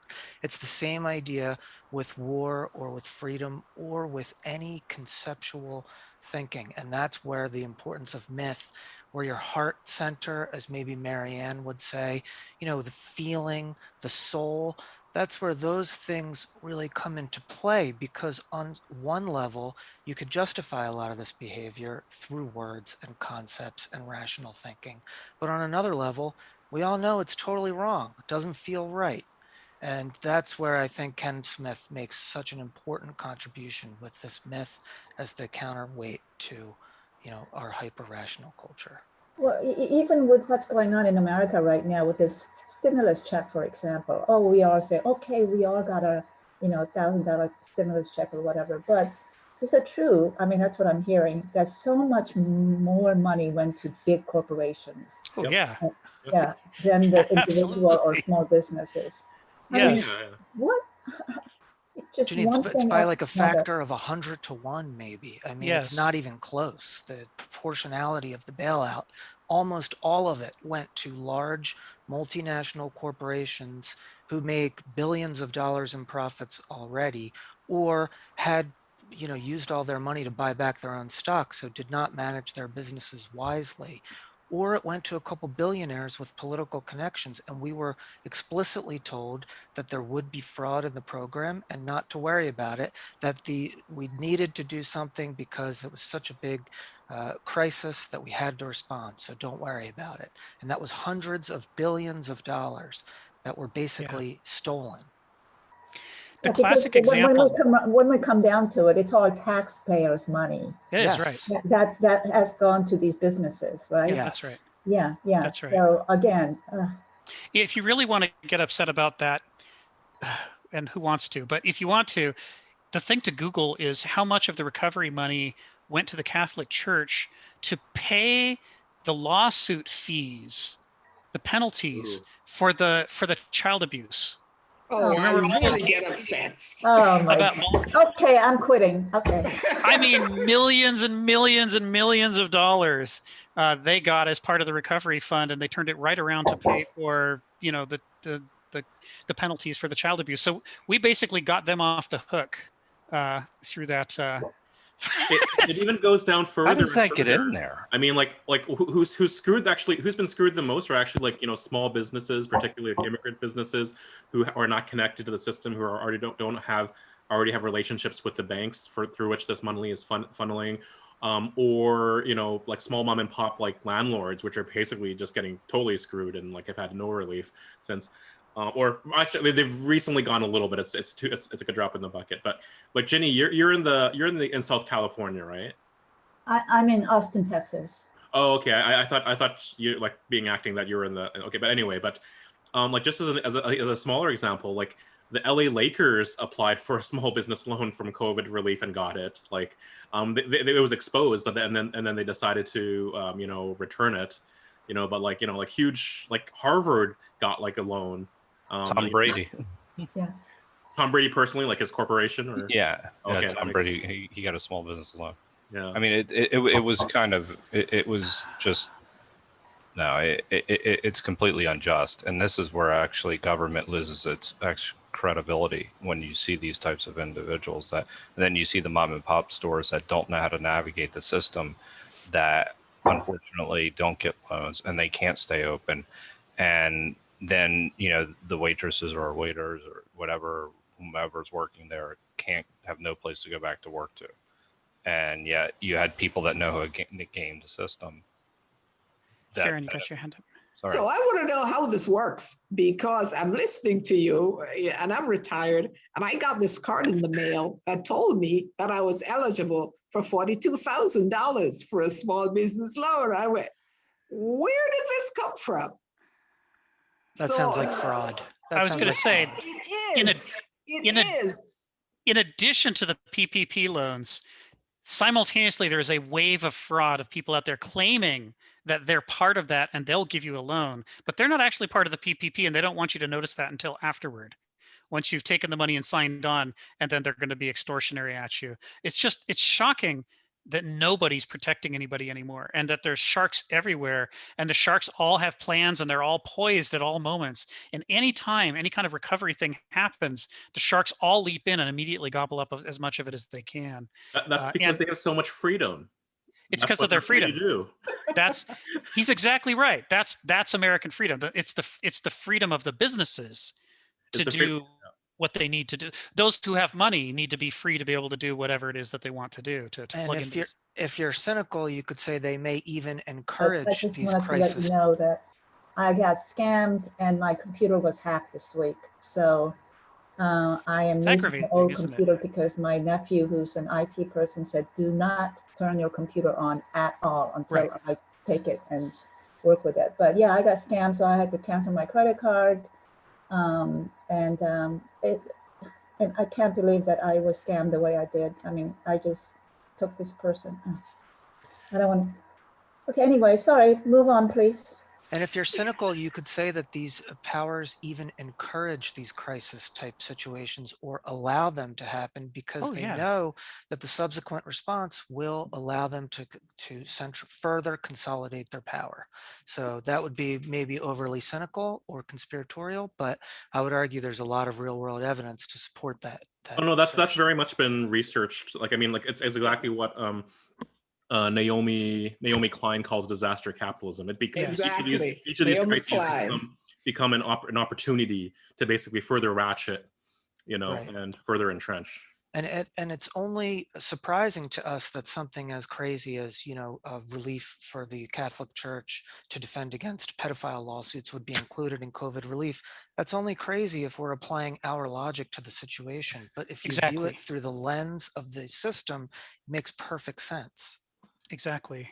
Well, From a strictly noetic, pragmatic, I should get everything I can standpoint, it makes sense to draw up plans for how to exploit any crisis that occurs to the maximum amount, even if it hurts everybody else and civilization comes toppling down. At least you won, right? That's the point: is to get as much as you can without thinking about the larger picture. You're supposed to be efficient.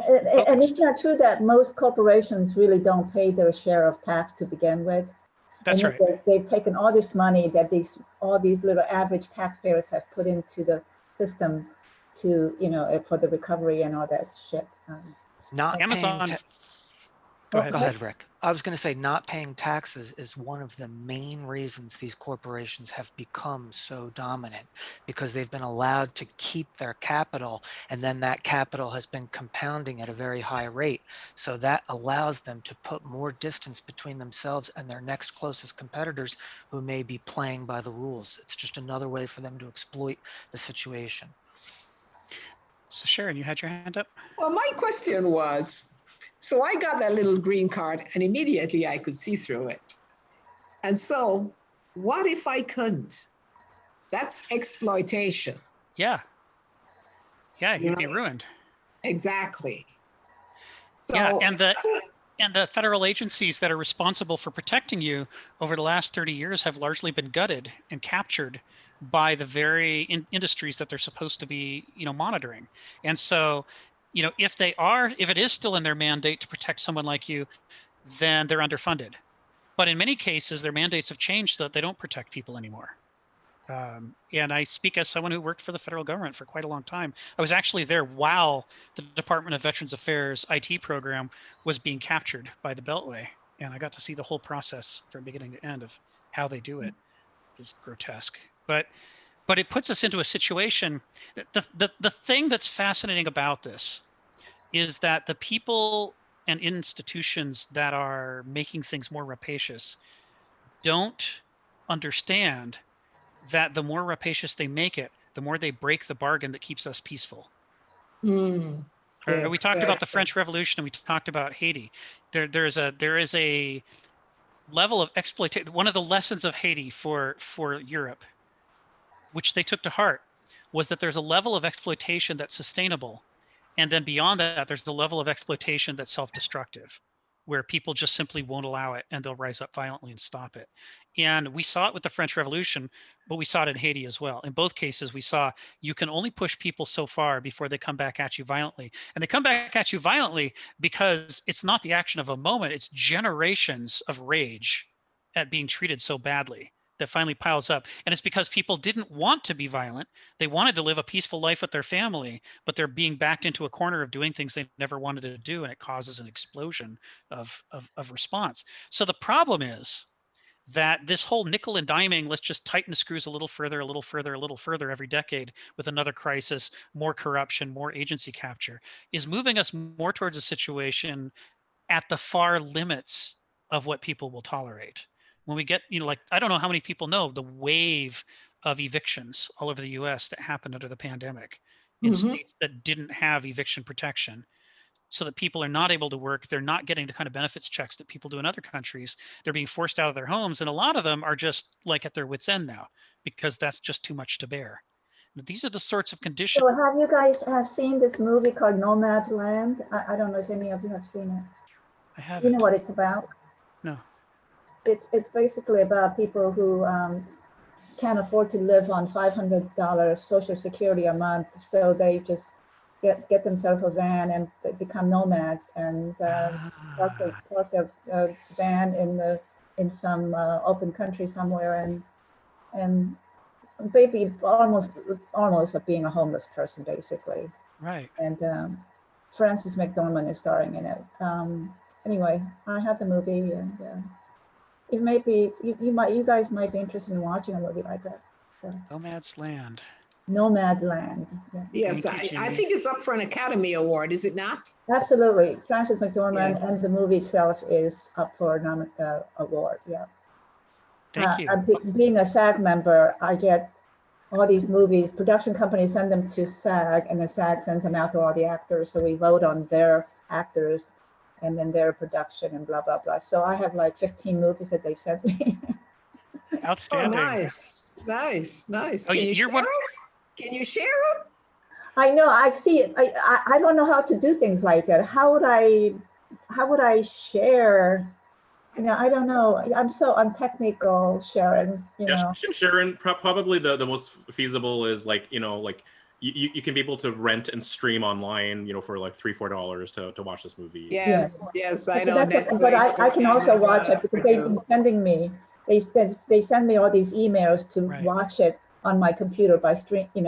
Just open up the email and I can watch it with my PIN number that SAG gave me. So there are many ways that I could watch these movies. So, yeah. Yeah. So if you share that with Sharon, like probably like if they have proper security, they'd realize that, hey, why is this person logging in from like over here? Like, right. There's a cynical interpretation of why a movie like that could get international recognition in this type of system. And the perspective is that sort of narrative scares people into conforming even more to the system of dog eat dog.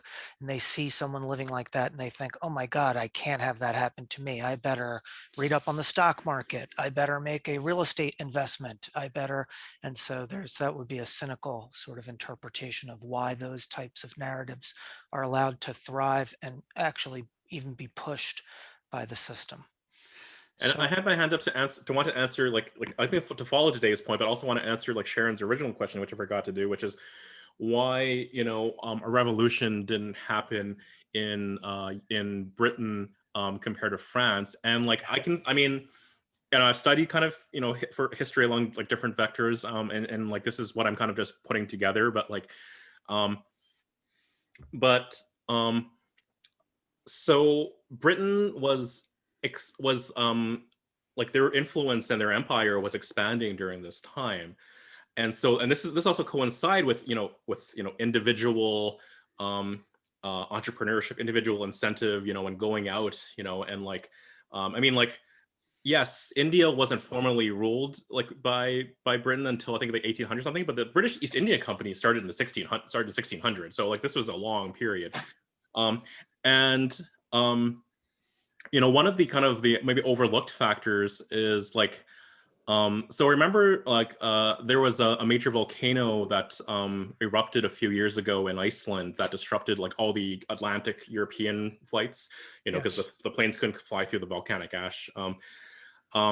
So a similar like large, a bit much bigger Icelandic volcano erupted, and that led to like massive crop failures in France. Yes. And so, maybe there was some effect, on the British Isles, but maybe, like, probably, like the the main population, the ruling class, was able to probably bring in food through their empire. And then things were actually, the getting was kind of good, and then at the same time, like I think those ideals, through the French Revolution, maybe had they inspired, any in the British, but like the French Revolution quickly turned into a terror. Right. And so, like, as what Dave was saying is that, like, hey, now we can look at like what's going on there, and and say, hey, we don't want to become that. Like even right now, like in France right now, France and I think like possibly Belgium, like, but some countries, like, they are very threatened by the reckoning that was unleashed by the killing of George Floyd, and those ideas, the racial reckoning, like they are like they view it as a hostile threat, and they're trying to figure out like bulwarks to keep those ideas from spreading within their societies currently right now that would undermine their power structure. Thank you, Richard. Sharon, go ahead. One of the things I learned from watching that enslaved documentary yesterday is that Britain, when it was busy colonizing the rest of the world, kept its population at home mainly homogeneous. So they just took the wealth in, and it was not until probably the late 1940s and early 1950s, until the 20th century, before the people from the colonies started going to Britain. But for the most part, the British culture was pretty homogeneous. That's because they needed cheap labor to help rebuild after the war. Exactly. Yeah. Yes. And the second thing is about that movie, I am going to watch it because I volunteer with the Free Clinics of America, and I see those people every single day. And I can tell you, I've been doing this for three years now. Since the pandemic, it has increased exponentially. Yes. And I saw a patient last week, which almost broke my heart. He was evicted from his apartment. He's a diabetic. He's homeless. Where is he going to keep his insulin? Right. So It's just crazy. yes. Yeah, this movie, Frances McDormand is a professional actress, but a lot of the people in the movie are real people who are houseless, and so they are living in these vans or whatever, in these parks. So there are a lot of real people in the movie, and that's one of the reasons why the director has been nominated for the best director, the best actress, best movie. So yeah, it's a wonderful. It's a So big. So I'm sitting there watching my Tuesday and Wednesday morning flow of patients, and I'm asked, when are we going to get to a critical mass that this rises up? That's my question, because I switched him to oral meds, but he'll be in the ER someplace because he's been a diabetic from you as a kid, and that's just not going to do it, right? But I'm doing the best I can. But those individual stories are so heartbreaking, and even more heartbreaking, I think, is that we've created a culture where we could let an individual like that just languish, and he's not the exception. I mean, it's more the rule that there's many of those people. And I saw a news article, I think last year or something. It was some silly thing where a dog fell into a sewer, and there were like 200 people that came out, and they hoisted the dog up, and it was a complicated procedure. And when the dog finally got out, they were sure to give it milk, and someone gave it a name and adopted it, and that was great. And I'm thinking, that's a great story. I felt great for the dog, and it's nice to see human spirit being unified in such a positive way. but there's thousands of individual human beings that are much worse off than that dog, and we do Yes. not mobilize the same type of a response. And I really do not believe it's human nature. I believe it's our culture, the culture that has been thrust upon us by the people who have the power to shape culture. And Yeah, that, what happened, David? That's a very good point that you just made. Yeah. I absolutely laud you for making that comment, but sorry, Sharon. So can I get back to that? And this is a personal comment. And Dave, I Please. want to follow on by what you said. And these are the decisions that are made by the people in power that impact the culture. And so when I look at people who are very political and from the other party, and I go to my clinics and I meet these people, I think I mentioned to you that I invited one of my very Republican friends to come. She came one time, she didn't come back because it's too debilitating. But that's Yes. the America that we live in, on the underbelly of the beast. I think if we don't do something, I don't think this whole stimulus check and the way it was implicated, that's like putting Band-Aid on a pussy wound, Yes. right? I don't think it's going to alleviate much. And I sit and watch it and I wonder, when is this going to come to a critical mass where it's going to be a problem? So Rick, going back to a comment that you made much earlier. So maybe here again, maybe it's not just the presidential election that's important. It's the local elections maybe who may address something like this homelessness, you know, the needy people, the underbelly of the society. You know, if somebody is want to address that, you know, a local candidate, maybe here again, I guess we need to be more involved in lower level elections. But these people are disenfranchised. They can't vote. They don't have an address. But like Jenny, it's not even that simple. Sharon, me, for example, I have not been as, I have not paid attention to local elections, and I personally have not gone to vote for the candidates for local positions here. And so I think Rick made a point that I need to think about, me personally, you know. to the extent that elections support and continue the system in its current form without meaningful reformation, and that's, in my opinion, what they seem designed to do, as we've seen evidence of that over decades. We've had decades of elections now, and things haven't really improved. They've gotten a lot worse. So maybe, you know, you're really just supporting the system. And in fact, what we have to do is look outside of the system. When we were talking about that a little bit in a previous session that we had, can change come from within the system, or does it have to come from without the system? You know, and I just think of Einstein said, you can't solve a problem with the same thinking that created it. I do think that we have to, that's where the creative spirit of the human being comes into play here, and thinking about alternative systems. And that's where myth is so important. And I think these stories that we sort of live in and define together, that's the idea there, is that we can come up and make these lateral moves, you know, without having to try to reform something that may be the actual problem in and of itself. And on that And note, we're at the top of the hour. Oh, okay. I just So, want to tell you, Sharon, I think it's so wonderful that you are volunteering. Is that what you said just now? That you volunteer? Yes. Yeah. My sister, who's an RN, she was volunteering at a clinic too as an RN until the COVID hit. And my brother-in-law, the anesthesiologist also, I mean, he's been doing a lot of volunteering. I mean, he used to do Doctors Without Borders, going to these African countries and all different places to do Doctors Without Borders. So you guys are all in the same humanitarian spirit. Well, the sense of satisfaction that I get from it is tremendous. It's tremendous. In fact, and I believe with all my heart that service is the rent you pay for being on this earth. Yes. Yeah. So that's my mission.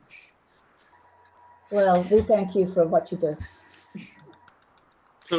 So Rick, like we've kind of, like, the last few weeks have kind of gone, around in different directions. Like, do you want to should we try to come to agreement like for next week? We'll go back to helping to mark up the text again, like going back even to maybe to You Mythos. stole my question, Richard. Is there more of Ken Smith we can read? No. Let it take its own course. Well, Is there more of Ken Smith that we could read? There's so much. Yes. There's so much Ken Smith. So We have ones we haven't read yet. yeah. So what I'm wondering is this, we initially all read the first 2000 Contra Kant paper that had all 5 sections. And then he did a swapperoo on us, right? And at the last minute, we instead got the rewritten version that's just the first section. How would you guys feel about us having a discussion about the original 2000 Contra Kant that covers, all 5 philosophers' perspective on Kant? What did Hegel have to say? What did Marx have to say? As a way to broaden our scope and talk about, some guys we haven't talked about for a while. I mean, Kafka's on that list, for example. Right? It could be. Are you going to send very that apropos out? to today. Yes. Yes. If you guys are game, since you did the prep work and then didn't get the payoff, how about we actually do that next week? Yeah. Let's ad lib less and let's try to have that. Let's more stay to that agenda next week, because I think we kind of been a little bit agendaless for a while. We have. But can I say something, Richard? Being a total non-philosopher and never had a philosophy class in my whole life, what I am gleaning from this, and this is my personal experience, is the practical application of it. Because I've seen so much empirical, I have so much empirical information that it's just so refreshing. And I try to figure out the theoretical, philosophical concepts as I sit here and listening to you all speak about Heidegger and Hegel and what Kenneth Smith has to say. So I don't mind if it's agendaless and wandering around. Oh, but I think we can shift between, right? I mean, so like, we do some study and then we do some discussion, and then so like we had a bunch of discussion. Now we can go back and now study again. Yeah. Yes. And actually, like one really important thinker and writer like during our times that I think is really relevant is also Dostoevsky. Yes. Oh yes. Kenneth Because Smith loves without the him. practical application, I'm lost. Yes. Because I don't have that formal instruct. Yes. So that's good. So let's do this. We'll do the 2000 Contra Kant paper. I'll get the link out to I'll get the text out to David tonight so he can send the invite out, and we'll link it to that paper. You guys can do your markups of the things that capture your interest or that you have questions about, and then we'll plow through. If you add content as the 6th philosopher, 6 philosophers in 3 hours next Monday. Perfect. Look how giddy Rick is. Look how giddy. I like that. I like that a lot. Because I'm looking forward to it. Looking forward to it. Thanks, everybody. and thank you all for teaching. Thank you, me Rick, so as much. always. That's one Thank thing you, I have to David. say. Thank you, everyone. Same here. Thank you for teaching me. I'm learning a lot from this exercise. You have Me no too. idea how ignorant I am about this. I mean, granted, we went off the subject a little bit, but I have to tell you, I think it was a very good, important topic that we talked about today. So thank you for allowing us to do that, Rick and David and Richard Lamb. It's time to fire up Star Trek 9. I'll tell you that. All right. See you guys later. Have a great week. Yes, okay, bye. Bye, Thank Sharon. you. Bye. Bye, Bye. Joe. Bye, David.